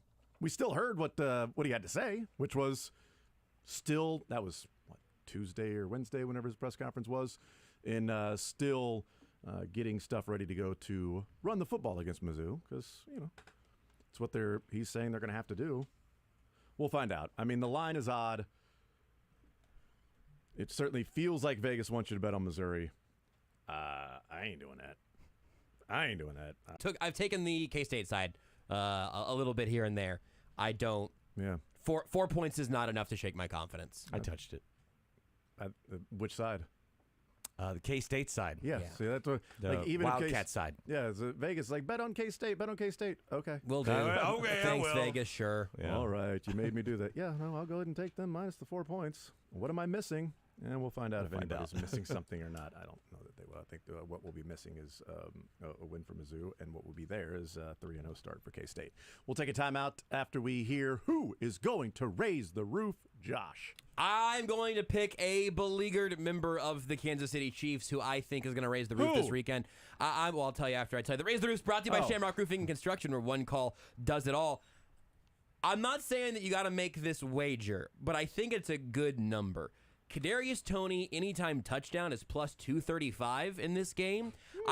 Look, this is not betting advice, but I would not be surprised one bit whatsoever if there is a red zone Kadarius Toney play, if not several, along with just a game plan that involves, as Andy Reid said time and time again, we're going to keep working with Toney through all of this. His issue isn't that he's never caught a football in his life.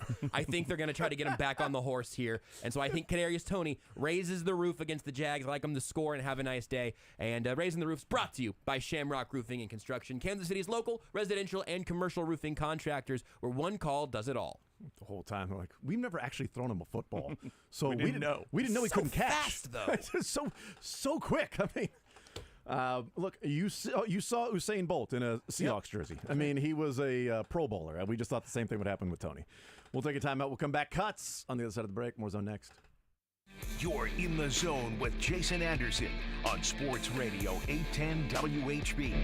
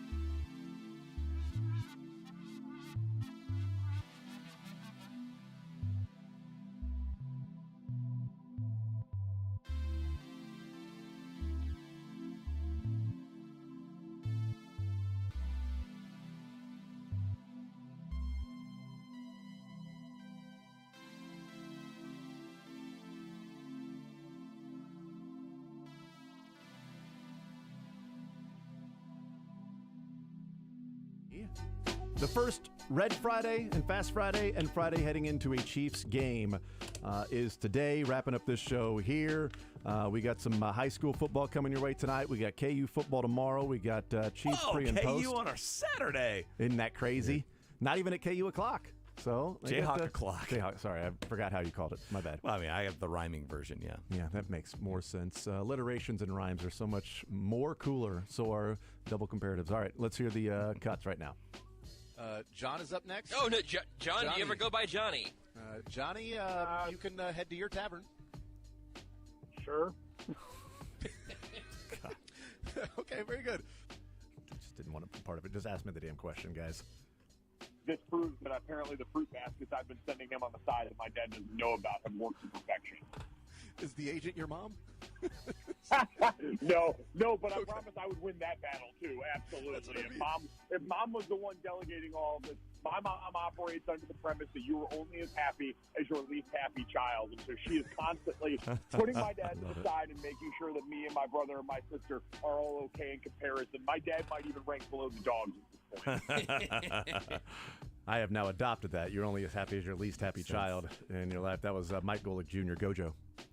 Yeah, it must be cool to work with somebody on a radio show that throws it right where you need it, and not at your feet. Or over so, Mike, you went to the Eras Tour, what, twice? Did you 2 stops for the T-Swift? 2 stops, but 3 shows. I went twice in Los Angeles, once in Vegas, so I got to see the full gamut, boys, of the 3rd show of the tour in the Las Vegas stop, and then 2 of the last shows in the L.A. portion. And, man, she is the greatest endurance athlete of my lifetime. I don't know how she pulled that off. I am 34 years old at the end of this month. I went twice. She did 6 shows in 7 days in Los Angeles. I went twice and thought I was going to be on bed rest for the rest of the week. And she somehow now has moved on to the European portion of the tour. So God gives his toughest battles to his strongest shoulders. He just keeps loading up weight on Taylor. And that was before Travis Kelce. That was before we found out about Kelce. Taylor, if you're listening, I will be the best stay-at-home dad on earth. If Joe Alwyn wasn't willing to step up to the plate and just be a road soldier with you, I promise I'll drop everything in my life right now. I'll be cooking at home in the apron. I'll whatever you need, I got it. So let me make this my public plea. Well, it worked for somebody. A public plea worked for somebody. He since said, at least, she's onto a big boy now, and that feels like a win. So Yeah. I think the message got across. Sometimes you just got to make a difficult catch from time to time. Sometimes you feel like a nut, sometimes you don't. Almond Joys 7-Nuts. There you go. Mounds don't. Oh, that's getting marked. Yeah, it sure did. Yeah, for sure. I mean, Sometimes I had to be sneaky, but that one I wasn't. That one I wasn't going to be able to hide. They got us from inside. I was hoping that didn't. Whoa, what? It's frustrating because I called their ass L's and we just lost to some L's, so I'm pissed on my part. I'm pissed on that end. Yeah. Jamar Chase called him some L's. We lost to some L's. What was the best for you, Josh?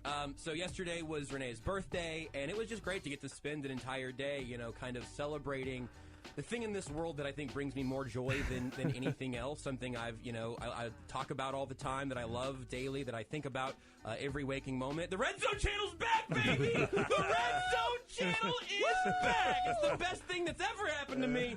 Back again yesterday. Man, that was sweet. Who cut that one? Happy for you guys. Am I functioning? So the worst thing that happened to me recently is that there's a little wiener dog named Brisco in the area that's currently being fostered. Yeah, and they spelled it right and everything, no E. And so I've just had that tab open on my phone for a while, just hoping to see that he's been adopted by somebody else, because then it kind of sets us free. But it hasn't happened yet, and so we're getting close to crunch time. I mean, there's always a sign. I think that's it. I hate to say it. I mean, to all your listeners, nobody adopt a dog. No! It's meant for Somebody please adopt a dog. Nobody adopt Brisco. Any of them. Yeah. Any of the Briscos. That's a problem, all right? too. I have to foster him for 4 hours, and I'm telling you, it ain't fun. He's not house trained yet. No, I'm a pain to groom. Brisco the dog, still available. You're not going to get him? Just I'm freaking allergic to dogs that shed, man. Seriously? Yes, we have weak immune systems in my household. How about this? Get over it. Rub some dirt. Get over You know it. what? I'm gonna Yeah, rub that some dog's had dander a in tougher it. life than you. Walk it off, dude. I'm still looking at his beautiful little face. You know, Gordy, yesterday we were on a walk, and I think he may have found himself a brother. We got to go see if it's ridiculous. But there's a dog that was being fostered, and the trainer was walking him, and they kind of became best friends.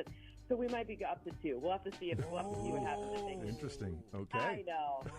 You know, listen, I just can't stop. I got to rescue all of them. Cynthia's the best. Like the best person that I know. She is. She really is. Any more? It's become pretty clear that the trade has been a motivating factor for you, as you go on here. No, it ain't really motivating. I don't really care about it. Okay. Yeah. Okay. Yeah. I love his. Yeah. Okay. I don't even read that as an. Okay. I read it more as a. Yeah. Okay. Sure. Okay. Yeah.